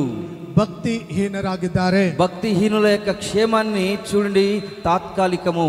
ಭಕ್ತಿಹೀನರ ಕ್ಷೇಮವು ಅದು అది ತಾತ್ಕಾಲಿಕವಾದ, కొంత సమయం మాత్రమే ఉంటుంది. ಅದು ಸ್ವಲ್ಪ ಸಮಯ ಮಾತ್ರ ಇರುವಂತದಾಗಿದೆ. ఇప్పుడు మనము చక్కగా హ్యాపీగా ఉండొచ్చు, ಈಗ ನಾವು ಸರಿಯಾಗಿ ಹ್ಯಾಪಿ ಆಗಿರಬಹುದು. కానీ దేవుని యొక్క మందిరాన్ని ప్రేమించకుండా, ఈ క్షేమాన్ని ప్రేమించకుండా, ఏ మాత్రం బాధ్యత లేకుండా ఉన్నట్లయితే, ನಾವು ದೇವರ ಆಲಯವನ್ನು ಪ್ರೀತಿ ಮಾಡದೆ, ಆ ಮಂದಿರವನ್ನು ನಾವು ಪ್ರೀತಿ ಮಾಡದೆ ಜವಾಬ್ದಾರಿ ಇಲ್ಲದವರಾದ್ರೆ మనం తిన్న కూడా సుఖం ఉండదు, ನಾವು ತಿಂದರೂ ಕೂಡ ಅದು ಸುಖವಾಗಿರುವುದಿಲ್ಲ, సరిగా నిద్రపోము, ಸರಿಯಾಗಿ ನಿದ್ದೆ ಬರುವುದಿಲ್ಲ, మన ఆత్మలో నెమ్మది ఉండదు, ನಮ್ಮ ಹೃದಯದಲ್ಲಿ ಯಾವುದೇ ನೆಮ್ಮದಿ ಇರುವುದಿಲ್ಲ, కుటుంబంలో ఆశీర్వాదాలు ఉండవు. ನಮ್ಮ ಕುಟುಂಬದಲ್ಲಿ ಆಶೀರ್ವಾದ ಇರುವುದಿಲ್ಲ. కాబట్టి ఈ దినాన యెరూషలేమును ఎవరైతే ప్రేమిస్తారో ಈ ದಿನದಲ್ಲಿ ಯೆರೂಸಲೇಮನ್ನು ಯಾರು ಪ್ರೀತಿ ಮಾಡುತ್ತಾರೋ వాళ్ళందరూ వారందరూ దేవుని సన్నిధిలో నీతి మంతులుగా వర్ధిల్లుతూ ఉంటారు. ಅವರೆಲ್ಲರೂ ದೇವರ ಸನ್ನಿಧಾನದಲ್ಲಿ ನೀತಿವಂತರಾಗಿರುತ್ತಾರೆ. సూర్యుని వలె ప్రకాశిస్తారు. ಸೂರ್ಯನ ಹಾಗೆ ಪ್ರಕಾಶವುಳ್ಳವರಾಗಿರುತ್ತಾರೆ. చెప్పాలి హల్లెలూయా, హల్లెలూయా, హల్లెలూయా, హల్లెలూయా. కాబట్టి ఈ వాక్యాన్ని మన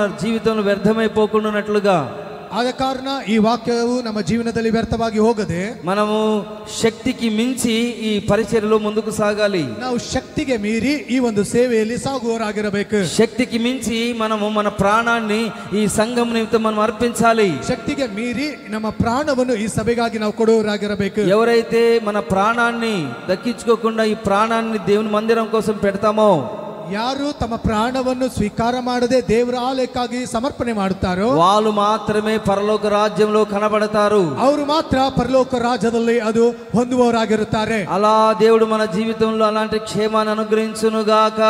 ಆ ರೀತಿಯಾದ ಜೀವನವು ನಮ್ಮ ಜೀವನದಲ್ಲಿ ದೇವರು ಕೊಡುವಂತದಾಗಿರಲಿ. చెప్పాలి హల్లెలూయా, హల్లెలూయా. ఈ లోక సంబంధమైన ఆలోచనలు మనం కలిగి ఉండకూడదు.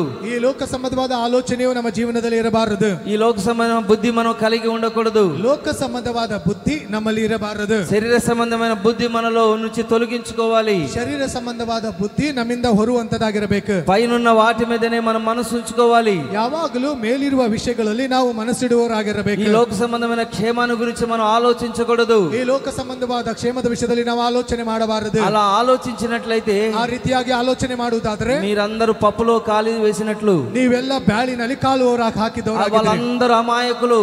ಎಲ್ಲರೂ ಅಮಾಯಕರಾಗಿದ್ದೀರಿ. కాబట్టి అలాంటి స్థితిలోంచి మనం విడిపించబడాలి. ಇಂಥ ಒಂದು ಸ್ಥಿತಿಗತಿಗಳಿಂದ ನಾವು ಬಿಡುಗಡೆ ಹೊಂದುವವರಾಗಿರಬೇಕು. దేవుని సన్నిధిలో మనం జీవించాలి. ನಾವು ದೇವರ ಸನ್ನಿಧಾನದಲ್ಲಿ ಜೀವನ ఆ ಮಾಡುವವರಾಗಿರಬೇಕು. పరలోక రాజ్యమును గురించిన అవగాహన ఈ దినాన్ని మనం తెలుసుకోవాలి. ಪರಲೋಕ ರಾಜ್ಯದ ವಿಷಯದಲ್ಲಿ ನಮ್ಮಲ್ಲಿ ಆ ಒಂದು ಜ್ಞಾನ ನಮ್ಮಲ್ಲಿ ಇರಬೇಕಾಗಿದೆ. చెప్పాలి హల్లెలూయా, హల్లెలూయా. చెప్పాలి హల్లెలూయా. క్షామమునకు ముగింపు కలగాలి, ಕ್ಷಾಮಕ್ಕೆ ಒಂದು ಅಂತ್ಯವು ಕಾಣಬೇಕಾಗಿದೆ. క్షేమమునకు ఆరంభముగా మార్చబడాలి. ಕ್ಷೇಮಕ್ಕೆ ಅದು ಆರಂಭವು ಕಾಣುವಂತದಾಗಬೇಕು.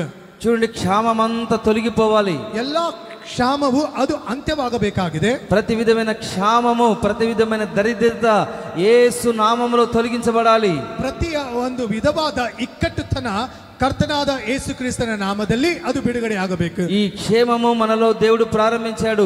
ಕ್ಷೇಮವು ನಮ್ಮ ಜೀವನದಲ್ಲಿ ಅದು ఇది ಪ್ರಾರಂಭವಾಗಬೇಕಾಗಿದೆ. అంతవరకు మనం ఈ క్షేమాన్ని, దేవుడిచ్చే క్షేమాన్ని మనం కాపాడుకోవాలి. ಅಂತ್ಯವರೆಗೂ ಕರ್ತನು ಕೊಡುವಂತ ಕ್ಷೇಮವನ್ನು ಕಾದುಕೊಂಡು ಹೋಗಬೇಕಾಗಿದೆ. మన బ్రతుకులో క్షేమం ఉండాలి. ನಮ್ಮ ಜೀವನದಲ್ಲಿ ಕ್ಷೇಮ ಶುಭ ಉಂಟಾಗಬೇಕಾಗಿದೆ. మన కుటుంబంలో క్షేమం ఉండాలి. ನಮ್ಮ ಮನೆಯಲ್ಲಿ ಶುಭ ಉಂಟಾಗಬೇಕಾಗಿದೆ. ఎక్కడికి వెళ్ళినా క్షేమం ఉండాలి. ಎಲ್ಲಿ ಹೋದ್ರೂ ಕೂಡ ಕ್ಷೇಮವು ನಮಗೆ ಅದು ಹೊಂದುವಂತದಾಗಿರಬೇಕಾಗಿದೆ. దేవుడు కలగజేయుచు ఉన్నాడు. ದೇವರು ಅದು ಕೊಡುವವನಾಗಿದ್ದಾನೆ. చెప్పాలి హల్లెలూయా, హల్లెలూయా, చెప్పాలి హల్లెలూయా.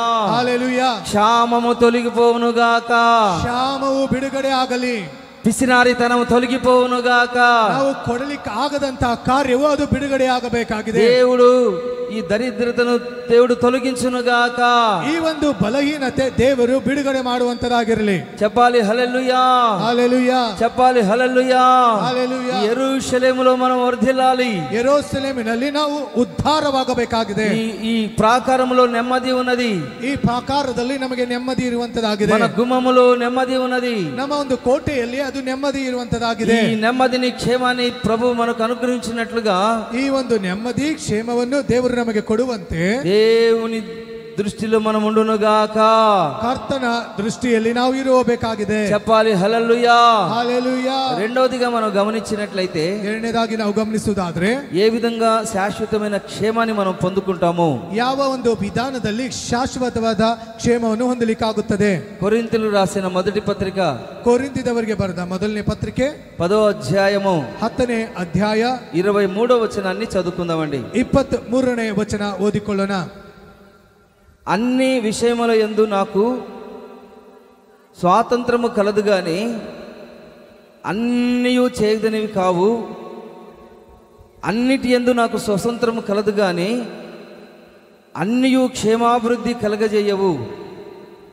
ఎవడునో తన కొరకు కాదు గాని ఎదుటి వాని కొరకు మేలు చేయ చూచుకొనవలెను. ఈ వాక్యంలో మనం గమనించినట్లయితే ಈ ವಾಕ್ಯ ಭಾಗದಲ್ಲಿ ನಾವು ಗಮನಿಸುವುದಾದ್ರೆ అపోస్తుడైన పౌలు గారు ఏమంటున్నారంటే, ಅಪೊಸ್ತಲನಾದ ಪೌಲನು ಇಲ್ಲಿ ಏನ್ ಮಾತನಾಡ್ತಾ ಇದ್ದಾನಂದ್ರೆ, నాకు అన్ని విషయాలందు నాకు స్వాతంత్రం కలదు, ಎಲ್ಲಾ ಕಾರ್ಯಗಳಲ್ಲಿ ನನಗೆ ಸ್ವತಂತ್ರ ಉಂಟು, కానీ అన్ని చేయదని కావు, ಎಲ್ಲವನ್ನು ಮಾಡುವುದಲ್ಲ, అన్నిటి యందు నాకు స్వాతంత్రం కలదు, ಎಲ್ಲಾ ಕಾರ್ಯಗಳಲ್ಲಿ ನನಗೆ ಸ್ವತಂತ್ರ ಉಂಟು, కానీ అన్ని క్షేమాభివృద్ధి కలగజేయవు. ಎಲ್ಲವೂ ಭಕ್ತಿಯಲ್ಲಿ ನನಗೆ ಅಭಿವೃದ್ಧಿಯನ್ನು ಉಂಟು ಮಾಡುವುದಿಲ್ಲ. కాబట్టి ఈ వాక్యాన్ని మనం ఆధారం చేసుకొని ಈ ವಾಕ್ಯವನ್ನು ನಾವು ಆಧಾರ ಮಾಡಿಕೊಂಡು చూడండి, క్షేమాభివృద్ధి కలిగజేసేటివి ఏంటిదో మనం ఆలోచించాలి. ಕ್ಷೇಮ ಅಭಿವೃದ್ಧಿಯನ್ನು ಉಂಟು ಮಾಡುವುದು ಯಾವುದು ಎಂಬುದನ್ನು ನಾವು ವಿಚಾರ ಮಾಡಿಕೊಳ್ಳೋಣ. ఏది క్షేమము కాదో మనం ఆలోచించాలి. ಯಾವುದು ಕ್ಷೇಮ ಅಲ್ಲ ಎಂಬುದನ್ನು ನಾವು ವಿಚಾರ ఈ ಮಾಡಿಕೊಳ್ಳಬೇಕು. లోకంలో క్షేమాన్ని కలగజేసేటివి కొన్ని ఉన్నాయి. ಈ ಲೋಕದಲ್ಲಿ ಕ್ಷೇಮವನ್ನು ಕೊಡುವಂತದ್ದು ಕೆಲವೊಂದು ಇವೆ. కొన్ని క్షేమాన్ని కలగజేయకుండా నరకానికి తీసుకుని వెళ్ళే కొన్ని పరిస్థితులు ఉన్నాయి. ಕೆಲವು ಕಾರ್ಯಗಳು ಕ್ಷೇಮವನ್ನು ಉಂಟು ಮಾಡದೆ ನರಕಕ್ಕೆ ಒಯ್ಯುವಂತ ಕೆಲವು ಕಾರ್ಯಗಳಿವೆ. ఈ ప్రపంచంలో మనం గమనించినట్లయితే ಈ ಪ್ರಪಂಚದಲ್ಲಿ ನಾವು ಗಮನಿಸುವುದಾದ್ರೆ అన్నీ చేయొచ్చు అన్నమాట. ಎಲ್ಲಾ ಕಾರ್ಯಗಳು ನಾವು ಮಾಡಬಹುದು, అన్ని స్వేచ్ఛగా చేయొచ్చు, ಎಲ್ಲವೂ ಸ್ವತಂತ್ರವಾಗಿ ನಾವು ಮಾಡಬಹುದಾಗಿದೆ. కానీ చేస్తున్నామా? ಆದ್ರೆ ನಾವು ಮಾಡ್ತಾ ಇದ್ದೇವಾ? చేయడం లేదు కదా. ನಾವು ಆ ಕಾರ್ಯಗಳು ಮಾಡ್ತಾ ಇಲ್ರಿ. మనం చేయడం లేదు, ನಾವು ಇಂಥ ಕಾರ್ಯಗಳು ಮಾಡ್ತಾ ಇಲ್ಲ. కానీ లోకస్తులు మనం గమనించినట్లయితే ಆದ್ರೆ ಲೋಕದಲ್ಲಿರುವಂತಹ ಜನಾಂಗದವರನ್ನು ನಾವು ಗಮನಿಸುವುದಾದ್ರೆ అన్ని చేస్తారన్నమాట. ಎಲ್ಲಾ ಕಾರ್ಯಗಳು ಈಗಾಗಲೇ ಮಾಡ್ತಾ ಇದ್ದಾರೆ. కానీ అలా ఉండుకున్నట్లుగా ಆ ರೀತಿ ನಾವು ಇರದೆ ఈ దినాన భక్తులైన మనం జీవితంలో కూడా కొన్ని విషయాలు కొన్ని అర్థం కావడం లేదు. ಈ ದಿನಮಾನಗಳಲ್ಲಿ ಭಕ್ತಿವಂತರಾದಂತ ನಮ್ಮ ಜೀವನದಲ್ಲಿ ಕೆಲವು ಕಾರ್ಯಗಳು ಅರ್ಥವಾಗ್ತಾ ಇಲ್ಲ. ఎక్కడ కూర్చాలో కొంతమందికి తెలియదు, ಎಲ್ಲಿ ಕುಂದ್ರಬೇಕೆಂಬುದಾಗಿ ಸ್ವಲ್ಪ ಜನರಿಗೆ ಗೊತ್ತಿಲ್ಲ, ఎక్కడ నిలబడాలో తెలియదు, ಎಲ್ಲಿ ನಿಲ್ಲಬೇಕೆಂಬುದಾಗಿ ಸ್ವಲ್ಪ ಜನರಿಗೆ ಗೊತ್ತಿಲ್ಲ, ఎక్కడికి వెళ్ళాలో తెలియదు, ಯಾವ ಸ್ಥಳಕ್ಕೆ ನಾನು ಹೋಗಬೇಕು ಎಂಬುದಾಗಿ ಸ್ವಲ್ಪ ಜನರಿಗೆ ಗೊತ್ತಿಲ್ಲ, ఎక్కడికి వెళ్ళాలో ఎక్కడికి రావాలో తెలియదు, ನಾನು ಎಲ್ಲಿ ಹೋಗಬೇಕು ಎಲ್ಲಿ ಹೋಗಬಾರದು ಎಂಬ ಕೆಲವು ಕಾರ್ಯಗಳು ಸ್ವಲ್ಪ ಜನರಿಗೆ ಗೊತ್ತಿಲ್ಲ. ఈ పని చేయాలా చేయవద్దా అని కొంతమంది తెలియదు. ನಾ ಈ ಕೆಲಸ ಮಾಡಬಹುದಾ ಅಥವಾ ಮಾಡಬಾರದಾ ಎಂಬುದಾಗಿ ಸ್ವಲ್ಪ ಜನರಿಗೆ ಗೊತ್ತಿಲ್ಲ. అపోస్తలుడైన పౌలు గారు ఏమంటున్నారంటే, ಅಪೊಸ್ತಲನಾದ ಪೌಲನು ಏನೆಂಬುದಾಗಿ ಇಲ್ಲಿ ಮಾತನಾಡ್ತಾ ಇದ್ದಾನಂದ್ರೆ, నాకు అన్నిటి యందు స్వతంత్రం కలదు, ಎಲ್ಲಾ ಕಾರ್ಯಗಳು ಮಾಡುವುದಕ್ಕೆ ನನಗೆ ಸ್ವತಂತ್ರ ಉಂಟು, కానీ నేను చెయ్యను. ಆದ್ರೆ ನಾನು ಎಲ್ಲವನ್ನು ಮಾಡುವುದಕ್ಕಾಗಿ ನಾನು ಮುಂದೆ ಹೋಗುವುದಿಲ್ಲ. అన్నిటి యందు నాకు స్వాతంత్రం కలదు, ಎಲ್ಲವನ್ನು ಮಾಡುವುದಕ್ಕಾಗಿ ನನಗೆ ಸ್ವತಂತ್ರ ಉಂಟು, అన్ని క్షేమాభివృద్ధిని కలగజేయవు. ಆದ್ರೆ ಎಲ್ಲವೂ ಭಕ್ತಿಯನ್ನು ಕ್ಷೇಮವನ್ನು ಉಂಟು ಮಾಡುವುದಿಲ್ಲ. కాబట్టి ఏవి మాన్యమైనవో, ಯಾವುದು ಮಾನ್ಯವಾದದ್ದು, ఏది క్షేమాభివృద్ధిని కలగజేస్తుందో, ಯಾವುದು ಕ್ಷೇಮವನ್ನು ಉಂಟು ಮಾಡುತ್ತದೋ, ఏది మంచిదో ಯಾವುದು ಒಳ್ಳೆಯದು దాని గురించి ఆలోచించి ಅದರ ವಿಷಯದಲ್ಲಿ ಆಲೋಚನೆ ಮಾಡಿ ఈ దినాన క్షేమాభివృద్ధి కలుగునట్లుగా ಈ ದಿನದಲ್ಲಿ ಕ್ಷೇಮ ಅಭಿವೃದ್ಧಿ ಉಂಟಾಗುವಂತೆ ఏది క్షీణిస్తాది ఏది క్షీణించదు, ಯಾವುದು ಕ್ಷೇಮವನ್ನು ಉಂಟು ಮಾಡುತ್ತದೆ, ಯಾವುದು ಕ್ಷೇಮವನ್ನು ಕೆಳಬಿಳಿಸುತ್ತದೆ ಎಂಬುದನ್ನು ನೋಡುತ್ತೇವೆ. ఏది శాశ్వతం ఏది శాశ్వతం కాదు, ಯಾವುದು ಶಾಶ್ವತವಾದದ್ದು, ಯಾವುದು ಶಾಶ್ವತ ಅಲ್ಲದ್ದು, ఎలా అనేది ఈ దినాన మనం అన్నిటిని గురించి మనం ఆలోచించాలి. ಎಲ್ಲಾ ವಿಷಯಗಳಲ್ಲೂ ಯಾವುದು ಎಂಬುದನ್ನು ನಾವು ಅರ್ಥ ಮಾಡಿಕೊಳ್ಳಬೇಕು. చేయవద్దనేది చేయకూడదు, ಮಾಡಬೇಡ ಎಂಬುವ ವಿಷಯಗಳಲ್ಲಿ ಮಾಡಬಾರದು, చేయమన్నదే చేయాలి. ಇದನ್ನು ಮಾಡ್ರಿ ಎಂಬುವ ವಿಷಯದಲ್ಲಿ ನೀವು ಮಾಡಬೇಕು. Praise the Lord, hallelujah. Hallelujah చెప్పాలి హల్లెలూయా.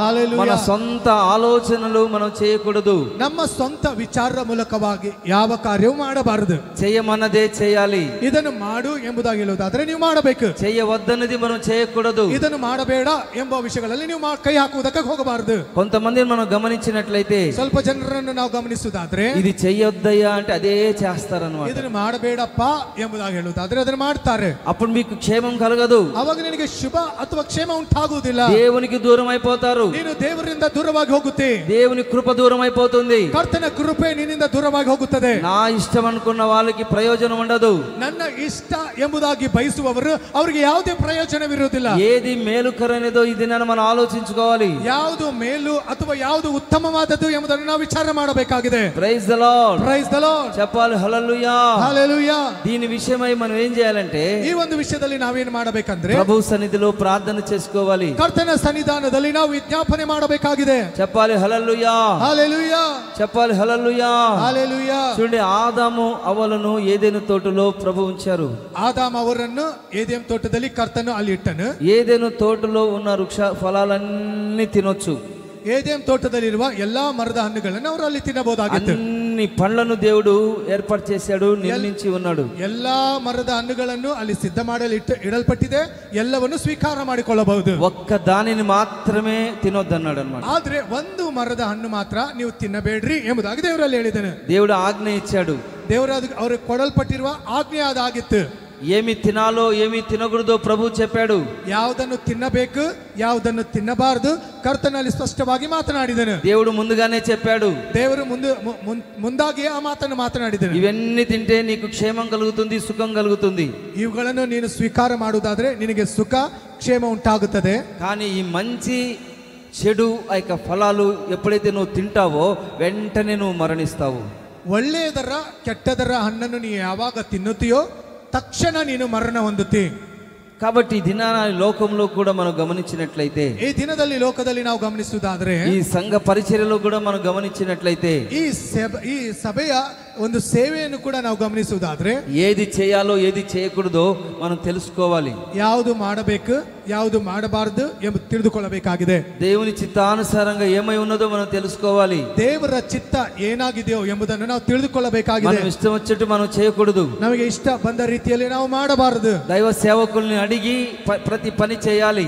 ದೇವ ಸೇವಕರು ಮಾತನ್ನು ಕೇಳಿ ಪ್ರತಿಯೊಂದು ಕಾರ್ಯವನ್ನು ನಾವು ಮಾಡಬೇಕಾಗಿದೆ. దేవుణ్ణి అడగాలి, ದೇವರನ್ನು ಕೇಳಬೇಕು. దైవ సేవకుల్ని అడగాలి, ದೇವ ಸೇವಕರನ್ನು ಕೇಳಬೇಕು. విశ్వాసులను అడగాలి, ವಿಶ್ವಾಸಿಗಳನ್ನು ಕೇಳಬೇಕು. ఐక్యత సమాధానంతో ప్రతి పని మనం చేసుకోవాలి. ಒಂದು ಐಕ್ಯತೆಯಿಂದ ಸಮಾಧಾನದಿಂದ ಪ್ರತಿಯೊಂದು ಕಾರ್ಯವನ್ನು ನಾವು ಮಾಡಬೇಕಾಗಿದೆ. చెప్పాలి హల్లెలూయా, హల్లెలూయా, చెప్పాలి హల్లెలూయా.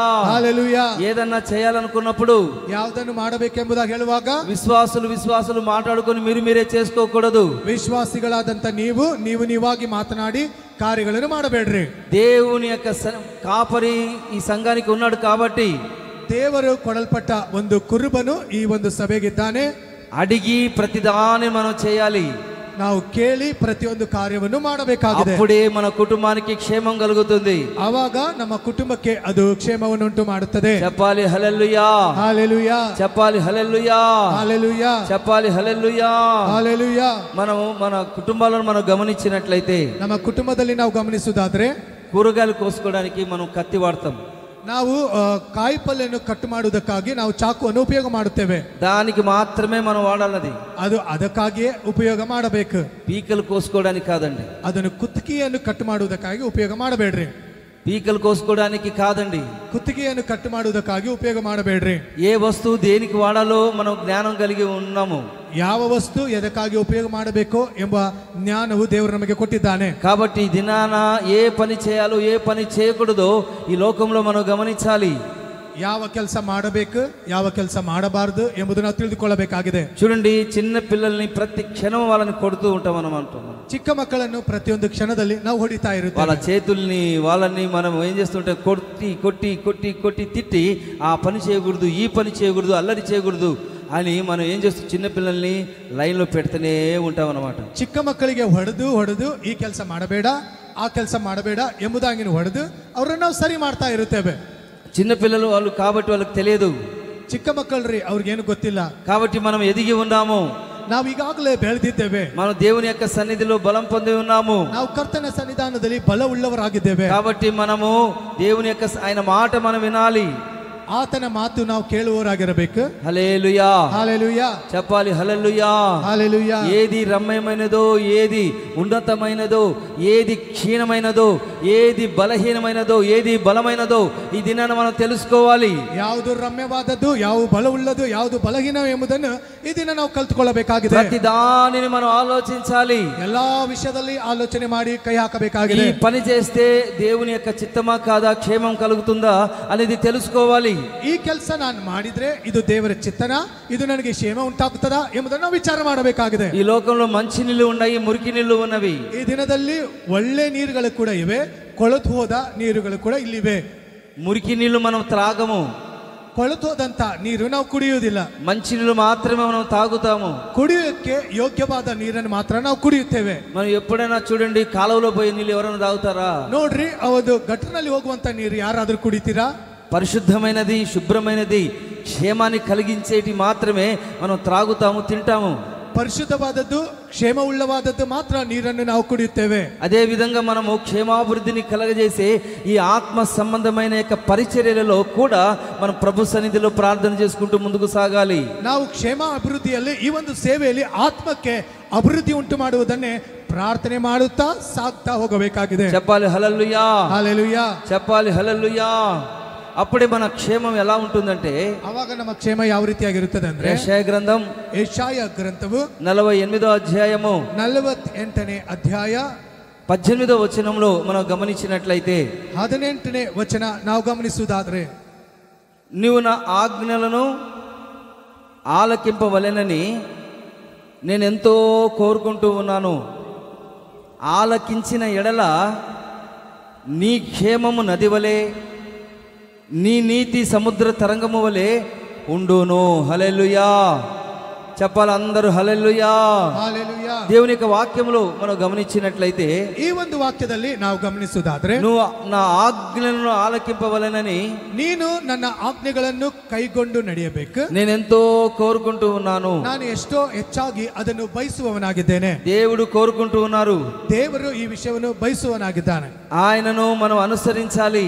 ಆತನನ್ನು ನಾವು ಅನುಸರಿಸಬೇಕು. ఆయన ఆజ్ఞల మార్గంలో నడిపించబడాలి. ಆತನ ಆಜ್ಞೆಗಳ ಮಾರ್ಗದಲ್ಲಿ ನಾವು ನಡೆಯಲ್ಪಡಬೇಕಾಗಿದೆ. దేవుని యొక్క ఆజ్ఞలను మనం కోరుకోవాలి. ದೇವರ ಆಜ್ಞೆಗಳನ್ನು ನಾವು ಬಯಸುವವರಾಗಿರಬೇಕು. అని ప్రభు సన్నిధిలో మనం ప్రార్థన చేసుకోవాలి ಎಂಬುದಾಗಿ ಕರ್ತನ ಸನ್ನಿಧಾನದಲ್ಲಿ ನಾವು ಪ್ರಾರ್ಥನೆ ಮಾಡಬೇಕಾಗಿದೆ. ఒకవేళ మనం వినకపోతే, ಒಂದು ಕ್ಷಣ ಮಾತ್ರದಲ್ಲಿ ನಾವು ಕೇಳದೆ ಹೋದರೆ మన జీవితంలో క్షేమం ఉండదు. ನಮ್ಮ ಜೀವನದಲ್ಲಿ ಕ್ಷೇಮ ಇರುವುದಿಲ್ಲ. ఒకవేళ ఆలకించినట్లయితే, ಒಂದು ಕ್ಷಣ ಮಾತ್ರದಲ್ಲಿ ಅದನ್ನು ನಾವು ಕೇಳುವುದಾದ್ರೆ, నీ క్షేమము ನಿನ್ನ ಕ್ಷೇಮವು ఒక నది వలె ఉంటుంది. ಒಂದು ನದಿಯ ಹಾಗೆ ಇರುತ್ತದೆ. ఆ జీవ నది వలె నీ జీవితం మారుతుంది.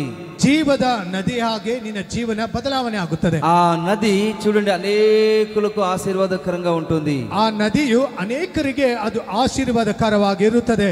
ఆ నది చూడండి విశాలంగా ప్రవహిస్తుంది. ಆ ನದಿಯು ವಿಶಾಲವಾಗಿ ಅದು ಹರಡುವಂತದಾಗಿರುತ್ತದೆ. అనేకులకు క్షేమాన్ని కలిగించి ఒక నది వలె దేవుని మార్చబోతూ ఉన్నారు. ಅನೇಕರಿಗೆ ಕ್ಷೇಮವನ್ನುಂಟು ಮಾಡುವ ನದಿ ಹಾಗೆ ಕರ್ತನು ನಿನ್ನನ್ನು ఆయన ಮಾಡುವವನಾಗಿದ್ದಾನೆ. ఆజ్ఞలను ఎప్పుడైతే మనం గైకొంటామో, ಆತನ ಆಜ್ಞೆಗಳನ್ನು ಯಾವಾಗ ಕೈಗೊಂಡು ನಡೆಯುತ್ತೀಯೋ, ఆయన వాక్యానుసారంగా ఎప్పుడైతే మనం జీవిస్తామో, ಆತನ ವಾಕ್ಯದ ಪ್ರಕಾರವಾಗಿ ಯಾವಾಗ ಜೀವನ ಮಾಡುತ್ತೀಯೋ, చూడండి అలాంటి క్షేమాన్ని మనం కలిగి ఉంటాము. ಅಂತ ಕ್ಷೇಮವನ್ನು ದೇವರು ನಿನಗೆ ಕೊಡುವಂತನಾಗಿದ್ದಾನೆ. మన యొక్క నీతి సముద్ర తరంగముల వలె పొంగుతూ ఉంటుంది. ನಮ್ಮ ನೀತಿಯು ಸಮುದ್ರದ ಅಲೆಗಳ ಹಾಗೆ ಅದು ಉಕ್ಕುವಂತದಾಗಿರುತ್ತದೆ.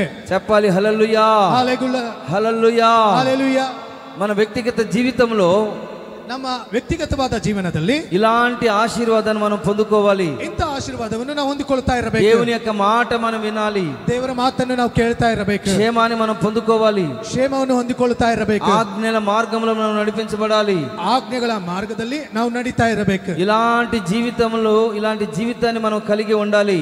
ಇಂಥ ಒಂದು ಜೀವನ ನಾವು ಬಯಸುವವರಾಗಿರಬೇಕಾಗಿದೆ. కృపా క్షేమముల చేత నేను నిన్ను నడిపిస్తానని ప్రభు చెప్తూ ఉన్నారు. ಕೃಪಾ ಕ್ಷೇಮಗಳಿಂದ ನಾನು ನಿನ್ನನ್ನು ನಡೆಸುತ್ತೇನೆ ಎಂಬುದಾಗಿ ಕರ್ತನು ಇಲ್ಲಿ ಮಾತನಾಡ್ತಾ ಇದ್ದಾನೆ. చెప్పాలి హల్లెలూయా, హల్లెలూయా, చెప్పాలి హల్లెలూయా. హల్లెలూయా. ఈ సంఘ క్షేమాభివృద్ధి కొరకు, ಈ ಸಭೆಯ ಕ್ಷೇಮ ಅಭಿವೃದ್ಧಿಗಾಗಿ ఆత్మ సంబంధమైన వరముల చేత మనం నింపబడాలి. ಆತ್ಮ ವರಗಳ ಮೂಲಕವಾಗಿ ನಾವು ತುಂಬಲ್ಪಡಬೇಕಾಗಿದೆ. ఈ ప్రవచన వాక్యములను మనము ధ్యానించాలి. ಪ್ರವಾದನೆಯ ವಾಕ್ಯಗಳನ್ನು ನಾವು ಧ್ಯಾನಿಸ್ತಾ ఈ ಇರಬೇಕಾಗಿದೆ. సంఘ క్షేమం కొరకు ఆసక్తిగా మనం ఉండాలి.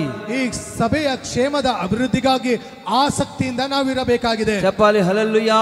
హల్లెలూయా. ఈ సంఘం అనే యొక్క శరీరంలో ಈ ಸಭೆ ಎಂಬ ಶರೀರದಲ್ಲಿ మనము ఎలాంటి వారమో ఒకసారి మనం గుర్తించి, ನಾವು ಎಂತವರಾಗಿದ್ದೇವೆ ಎಂಬುದಾಗಿ ತಿಳಿದುಕೊಂಡು ఈ ఆత్మ సంబంధమైన యొక్క రాయిగా మనము దేవుని యొక్క సన్నిధిలో స్థిరపరచబడాలి. ಆತ್ಮ ಸಂಬಂಧ ಎಂಬ ಕಲ್ಲಿನಲ್ಲಿ ನಾವು ದೇವರ ವಾಕ್ಯದಲ್ಲಿ ಸ್ಥಿರವಾಗಿರಬೇಕು. ఆత్మ సంబంధమైన వరములను మనం ఆసక్తితో అపేక్షించాలి. ಆತ್ಮ ಸಂಬಂಧವಾದ ವರಗಳಿಗಾಗಿ ಆಸೆಯಿಂದ ಆಸಕ್ತಿಯಿಂದ ಇರಬೇಕಾಗಿದೆ. హల్లెలూయా, హల్లెలూయా. చెప్పాలి హల్లెలూయా.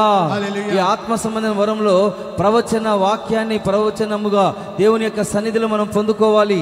ಈ ಆತ್ಮ ಸಂಬಂಧವಾದ ಸಭೆಯಲ್ಲಿ ಒಂದು ಪ್ರವಾದನೆಯ ವಾಕ್ಯವನ್ನು ನಾವು ಹೊಂದಿಕೊಂಡು ಹೋಗ್ತಾ ಇರಬೇಕಾಗಿದೆ. చెప్పాలి హల్లెలూయా, హల్లెలూయా, చెప్పాలి హల్లెలూయా. హల్లెలూయా. క్రీస్తు శరీరము క్షేమాభివృద్ధి నొందినట్లుగా క్రీస్తన శరీర క్షేమాభివృద్ధి ఇరువంತೆ దేవుడు మనల్ని ఒక 5-fold మినిస్ట్రీని ఏర్పాటు చేసి ఉన్నారు. ದೇವರು ನಮಗೆ 5 ವಿಧವಾದ ಒಂದು ಸಭೆಯಲ್ಲಿ ನಿರ್ಮಿಸಿದ್ದಾನೆ. ఒక సువార్తికుడుగా నువ్వు మార్చబడాలి. ನೀನೊಬ್ಬ ಸುವಾರ್ತಿಕನಾಗಿ ಬದಲಾವಣೆ ಆಗಬೇಕು. అపోస్తలుగా మార్చబడాలి. ನೀನೊಬ್ಬ ಅಪೊಸ್ತಲನಾಗಿ ಆಗಬೇಕು. కాపరిగా మార్చబడాలి. ನೀನೊಬ್ಬ ಕುರುಬನಾಗಿ ಬದಲಾವಣೆ ಆಗಬೇಕು. తర్వాత దేవుని యొక్క సన్నిధిలో ఒక ఉన్నతమైన మార్గాలలో నడిపించబడే వారిగా దేవుడు నిన్ను మార్చినట్లుగా ప్రార్థన చేసుకోవాలి. ನೀನು ದೇವರ ಸನ್ನಿಧಾನದಲ್ಲಿ ಉನ್ನತವಾದ ಮಾರ್ಗದಲ್ಲಿ ನಡೆಯಬೇಕು ಎಂಬುದಾಗಿ ప్రార్థిస్తా ఇరಬೇಕಾಗಿದೆ. ఎవరైతే తన శరీరాన్ని ఏ విధంగా క్షేమాన్ని చూసుకుంటారో, ಯಾರು ತಮ್ಮ ಶರೀರವನ್ನು ಕ್ಷೇಮವನ್ನು ಹಾಗೆ ನೋಡಿಕೊಳ್ಳುತ್ತಾರೋ, అదే విధంగా ఈ శరీరం అనే ఏక సంఘము క్షేమాభివృద్ధి నొందునట్లుగా, ಅದೇ ರೀತಿ ಈ ಶರೀರ ಇರುವ ಹಾಗೆ ಈ ಸಭೆಯು ಕ್ಷೇಮದಿಂದ ಇರುವಂತೆ ఆత్మ సంబంధమైన మనుషులుగా ఈ దినాన పరిపూర్ణంగా మనం మార్చబడాలి. ಆತ್ಮ ಸಂಬಂಧವಾದ ಶರೀರವು ಈ ದಿನದಲ್ಲಿ ಪರಿಪೂರ್ಣನಾಗಿ ನಾವು ಬದಲಾವಣೆ ಆಗಬೇಕು. పరిశుద్ధులు పరిపూర్ణంగా మార్చబడాలి. ಪರಿಶುದ್ಧರು ಪರಿಪೂರ್ಣವಾಗಬೇಕಾಗಿದೆ. Praise the Lord. Hallelujah. Hallelujah. చెప్పాలి హల్లెలూయా. హల్లెలూయా. హల్లెలూయా. హల్లెలూయా. ఈ సంఘములో మనము ఆయన సన్నిధిలో అవయవములుగా మనము ఎదుగుతూ ఉండాలి. ಈ ಸಭೆಯಲ್ಲಿ ಆತನ ಸನ್ನಿಧಾನದಲ್ಲಿ ಅಂಗಾಂಗಗಳ ಹಾಗೆ ಹುಡುಕುತ್ತಾ ಇರಬೇಕು. దైవ చిత్తాన్ని మనం గ్రహించాలి. ದೇವರ ಚಿತ್ತ ಏನಾಗಿದೆ ಎಂಬುದನ್ನು ನಾವು ಅರ್ಥ ಮಾಡಿಕೊಳ್ಳಬೇಕು. దైవ చిత్తానుసారంగా మనం ప్రార్థన చేయాలి. ದೇವರ ಚಿತ್ತ ಏನಾಗಿದೆ ಎಂಬುದಾಗಿ ಪ್ರಾರ್ಥನೆ ಮಾಡ್ತಾ ಇರಬೇಕು. చెప్పాలి హల్లెలూయా. హల్లెలూయా. చెప్పాలి హల్లెలూయా. హల్లెలూయా. ఇలాంటి ఆత్మ సంబంధమైన జ్ఞానాన్ని దేవుడు అందరికి అనుగ్రహించునుగాక. ಈ ರೀತಿಯಾದ ಆತ್ಮ ಸಂಬಂಧವಾದ ಜ್ಞಾನವು ದೇವರು ಪ್ರತಿಯೊಬ್ಬರಿಗೆ ಕೊಡುವಂತದಾಗಿರಲಿ. సంఘము క్షేమాభివృద్ధి నొందునుగాక. ಸಭೆ ಕ್ಷೇಮ ಅಭಿವೃದ್ಧಿಯಿಂದ ತುಂಬುವಂತದಾಗಿರಲಿ. పరిశుద్ధాత్మ కార్యాలు ప్రభు జరిగించునుగాక. ಪರಿಶುದ್ಧಾತ್ಮನ ಕಾರ್ಯಗಳು ಕರ್ತನು ಕಾರ್ಯ ಮಾಡುವವನಾಗಿರಲಿ. ప్రతి ఒక్క ఆత్మకు దేవుని యొక్క కృప తోడుగా ఉండి క్షేమాన్ని అనుగ్రహించునుగాక. ಪ್ರತಿಯೊಂದು ಆತ್ಮಕ್ಕೆ ದೇವರು ಕ್ಷೇಮವಾಗಿದ್ದು ಆತನು ಸುರಕ್ಷಿತವನ್ನಾಗಿ ನೀಡಲಿ. మన సంఘములో క్షేమము నది వలె ప్రవహింపజేయునుగాక. ನಮ್ಮ ಸಭೆಯಲ್ಲಿ ಕ್ಷೇಮವು ಒಂದು ನದಿಯಾಗಿ ಅದು ಹೊರುವಂತದಾಗಿರಲಿ. ప్రతి ఒక్కరిని దేవుడు నీతిమంతులుగా మార్చునుగాక. ಪ್ರತಿಯೊಬ್ಬರನ್ನು ಕರ್ತನು ನೀತಿವಂತರನ್ನಾಗಿ ಕರ್ತನು ಮಾಡುವನಾಗಿರಲಿ. వాళ్ళ యొక్క జీవితాల్లో సముద్ర తరంగముల వలె ప్రతి ఒక్కరి ఎగిసిపడే ఒక ప్రార్థనా శక్తి కలిగిన యూదులుగా దేవుడు మార్చునుగాక. ಪ್ರತಿಯೊಬ್ಬರಿಗೆ ಪ್ರಾರ್ಥನಾ ಶಕ್ತಿಯಂತನಾಗಿ ಕರ್ತನು ಕಾರ್ಯ ಮಾಡುವಂತದಾಗಿರಲಿ. Praise the Lord. Hallelujah. Hallelujah. నీతిమంతులుగా ప్రతి ఒక్కరిని దేవుడు చేయునుగాక. నీతివంతరನಾಗಿ ಪ್ರತಿಯೊಬ್ಬರನ್ನು ಕರ್ತನು ಕಾರ್ಯ ಮಾಡುವವನಾಗಿರಲಿ. ఎందుకంటే నీతిమంతుని యొక్క ప్రార్థన బహు బలము గలదై ఉంటుంది. ನೀತಿವಂತರ ಪ್ರಾರ್ಥನೆಯು ಬಹಳ ಘನವುಳ್ಳದು, ಅದು ಬಲವಂತದಾಗಿರುತ್ತದೆ. కాబట్టి ఈ దినాన ప్రతి ఒక్కరిని దేవుడు పరిశుద్ధులుగా మార్చునుగాక. ಈ ದಿನದಲ್ಲಿ ಪ್ರತಿಯೊಬ್ಬರನ್ನು ಕರ್ತನು ಪವಿತ್ರನಾಗಿ ಮಾಡುವಂತದಾಗಿರಲಿ. అలా ఉన్నప్పుడు ಆ ರೀತಿ ಇರುವಾಗ చూడండి, నీ క్షేమము నది వలెను, ನಿನ್ನ ಕ್ಷೇಮವು ನದಿ ಹಾಗೆಯೂ నీ నీతి సముద్ర తరంగము వలె ఉండునట్లుగా ನಿನ್ನ ನೀತಿಯು ಸಮುದ್ರದ ಅಲೆಗಳ ಹಾಗೆ ಇರುವಂತೆ ఈ దినాన ఈ సంఘము గురించి నువ్వు క్షేమాభివృద్ధి గురించి ఆలోచించుకోవాలి. ಈ ದಿನದಲ್ಲಿ ಸಭೆಯ ವಿಷಯದಲ್ಲಿ ಕ್ಷೇಮ ಅಭಿವೃದ್ಧಿ ಬಗ್ಗೆ ನೀನು ವಿಚಾರ ಮಾಡಬೇಕಾಗಿದೆ. చెప్పాలి హల్లెలూయా. హల్లెలూయా. చెప్పాలి హల్లెలూయా. హల్లెలూయా. మూడోదిగా చివరిగా మనం గమనించినట్లయితే, ಮೂರನೇದಾಗಿ ಕೊನೆಯದಾಗಿ ನಾವು ಗಮನಿಸುವುದಾದ್ರೆ చదవండి యొక్క వాక్య భాగాన్ని. ಒಂದು ವಾಕ್ಯ ಭಾಗವನ್ನು ನಾವು ಓದಿಕೊಳ್ಳೋಣ. ద్వితీయ ఉపదేశ కాండము 2ನೇ ಧರ್ಮೋಪದೇಶ ಕಾಂಡ 5వ అధ్యాయము 5ನೇ ಅಧ್ಯಾಯ 16వ వచనాన్ని చివరిగా మనం చదువుకుందాం. 16ನೇ ವಚನ ಕೊನೆಯದಾಗಿ ನಾವು ಓದಿಕೊಳ್ಳೋಣ. నీ దేవుడైన యెహోవా నీకు అనుగ్రహించుచున్న యొక్క దేశంలో నువ్వు దీర్ఘ ఆయుష్మంతుడవై నీకు క్షేమం కలుగునట్లుగా నీ దేవుడైన యెహోవా నీకు ఆజ్ఞాపించలాగున నీ తండ్రిని నీ తల్లిని సన్మానించుము. హల్లెలూయా. చెప్పాలి హల్లెలూయా.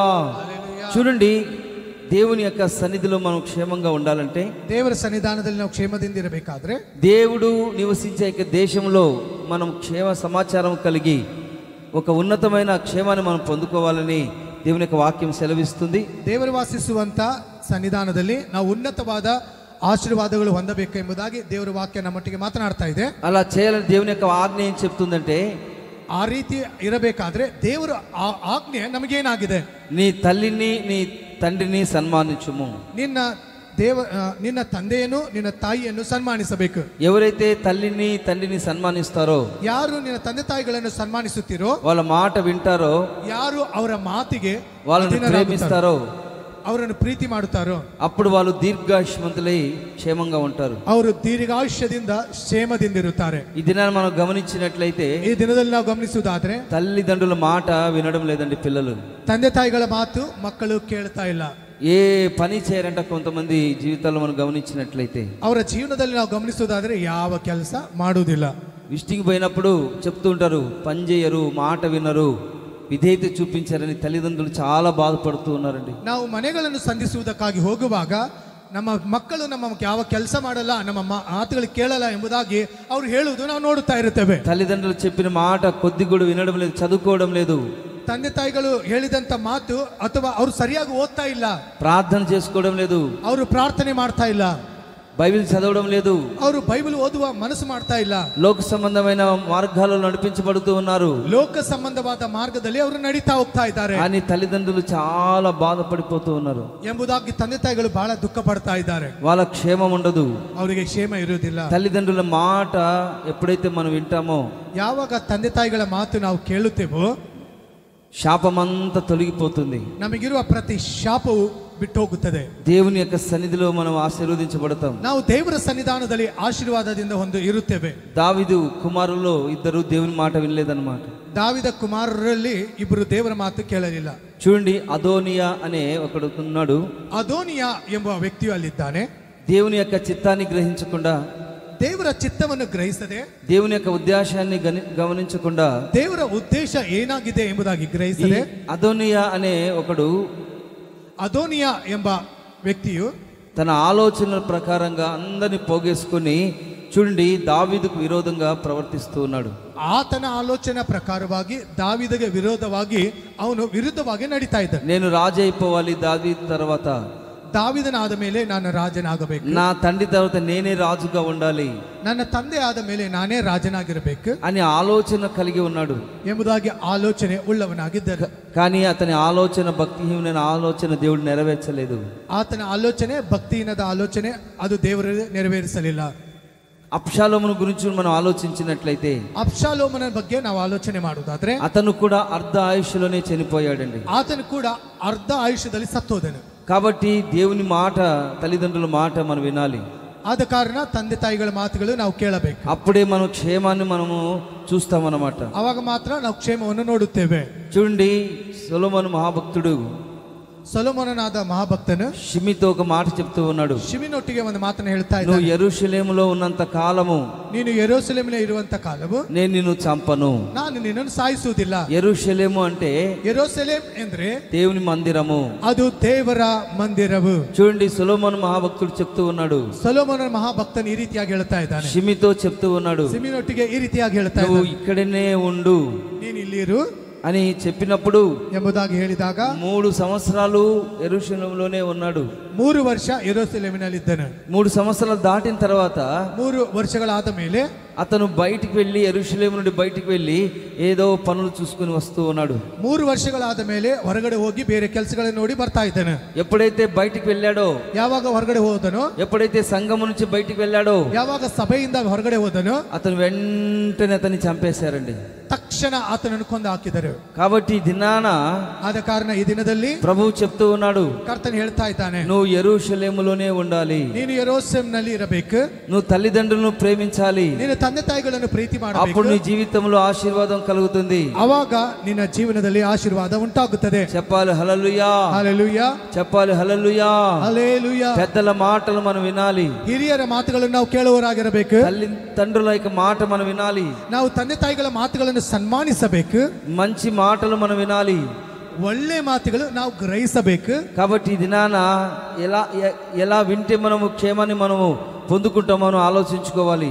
ನಾವು ಈ ದಿನದಲ್ಲಿ ಕೇಳುವುದಾದ್ರೆ ನಮಗೆ ಯಾವ ರೀತಿಯಾದ ಕ್ಷೇಮ ಉಂಟಾಗುತ್ತದೆ ಎಂಬುದನ್ನು ನಾವು ಆಲೋಚನೆ ಮಾಡಬೇಕಾಗಿದೆ. చూడండి, సంసోను అర్ధ ఆయుషతో చనిపోయాడు. ಸಾಮ್ಸೋನನು ಅರ್ಧ ಆಯುಷ್ಯದಲ್ಲಿ ಸತ್ತೋದನು. అలాంటి పరిస్థితిలోంచి రాకుండాన్నట్లుగా ಅಂತ ಪರಿಸ್ಥಿತಿಯಿಂದ ಬರಲಾರದೆ దేవుని యొక్క సన్నిధిలో ದೇವರ ಸನ್ನಿಧಾನದಲ್ಲಿ ఆయన మాట వినునట్లుగా ಆತನ ಮಾತು ಕೇಳುವಂತೆ తల్లిదండ్రులు మనం సన్మానించి ತಂದೆ ತಾಯಿಗಳನ್ನು ಸನ್ಮಾನಿಸಿ మనం దేవుని యొక్క సన్నిధిలో ఆశీర్వాదాన్ని మనం పొందుకోవాలి. ದೇವರ ಸನ್ನಿಧಾನದಲ್ಲಿ ಆಶೀರ್ವಾದಗಳನ್ನು ಹೊಂದಿಕೊಳ್ಳಬೇಕಾಗಿದೆ. యాకోబు కుమారులు 12 మంది, ಯಾಕೋಬಿನ ಕುಮಾರರು 12 ಮಂದಿ, మగ పిల్లలు 11 మంది, 11 మంది గండు మಕ್ಕಳು. అయితే ఒక్క దీనా ఉన్నది, ఆడ కూతురు ఒక దీనా ఉన్నది. ಅವರಲ್ಲಿ ಒಬ್ಬಳು ಹೆಣ್ಮಗಳು ದೀನಳಿದ್ದಳು. ఈ దీన చుండి ఉన్ననాళ్ళు తల్లిదండ్రుల మాట విన్నంత వరకు బాగా క్షేమంగా ఉంది. ಅವಳು ಇರುವಷ್ಟು ದಿನ ತಂದೆ ತಾಯಿಗಳ ಮಾತುಗಳು ಕೇಳುವಾಗ ಕ್ಷೇಮದಿಂದ ಇದ್ದಳು.